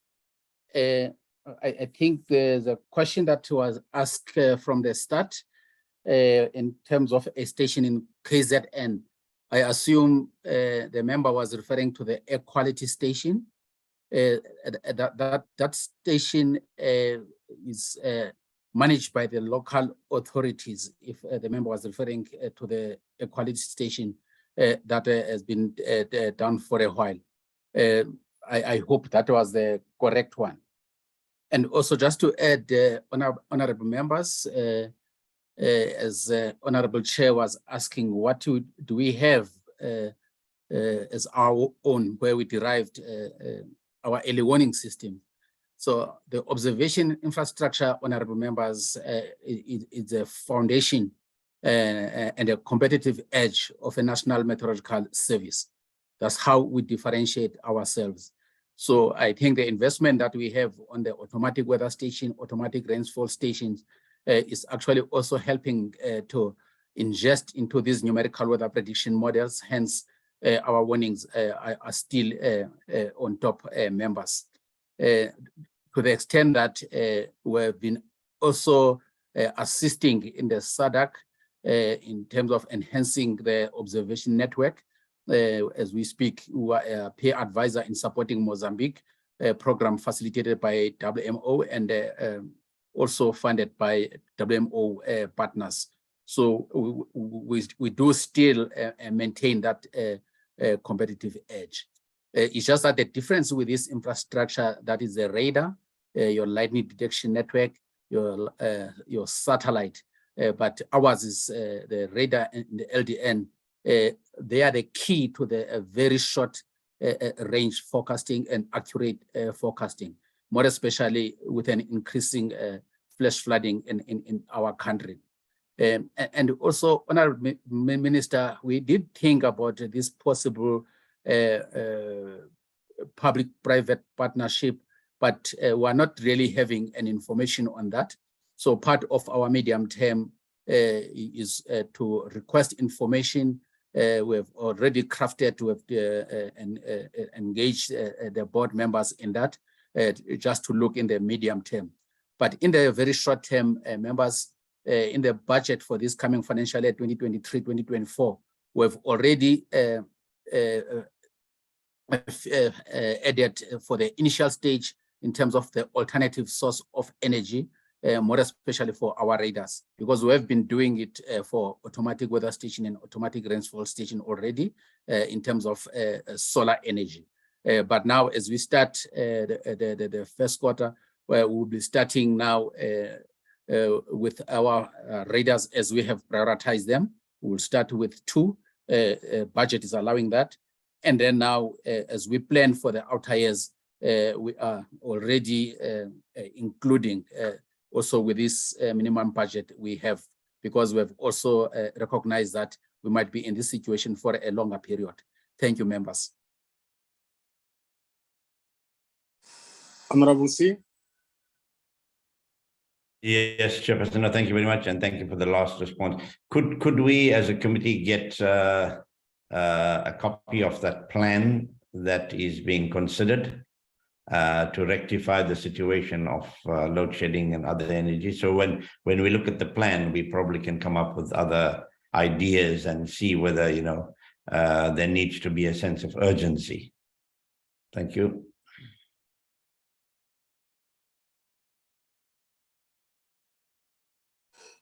Thank you, Honorable C. Honorable members, does it mean that we do not have any other follow-ups? Mr. Ndabambi, please lower your hand. I just wanted to clarify to Honorable Member who asked for the plan, Chairperson. That's fine. I thought it's a legacy hand. That's fine.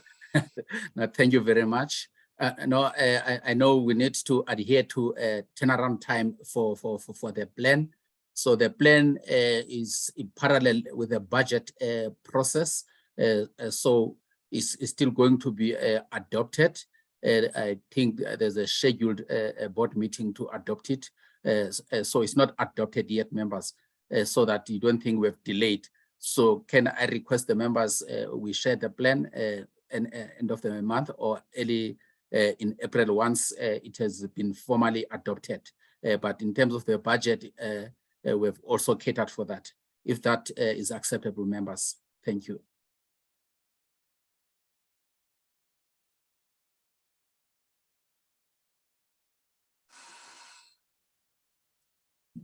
The absence of hands, honorable members, does it mean we are home and dry?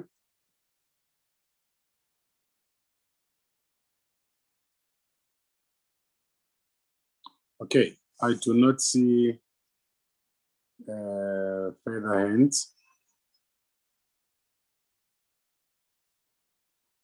Okay, I do not see further hands. That should then bring us to the end of the meeting. And I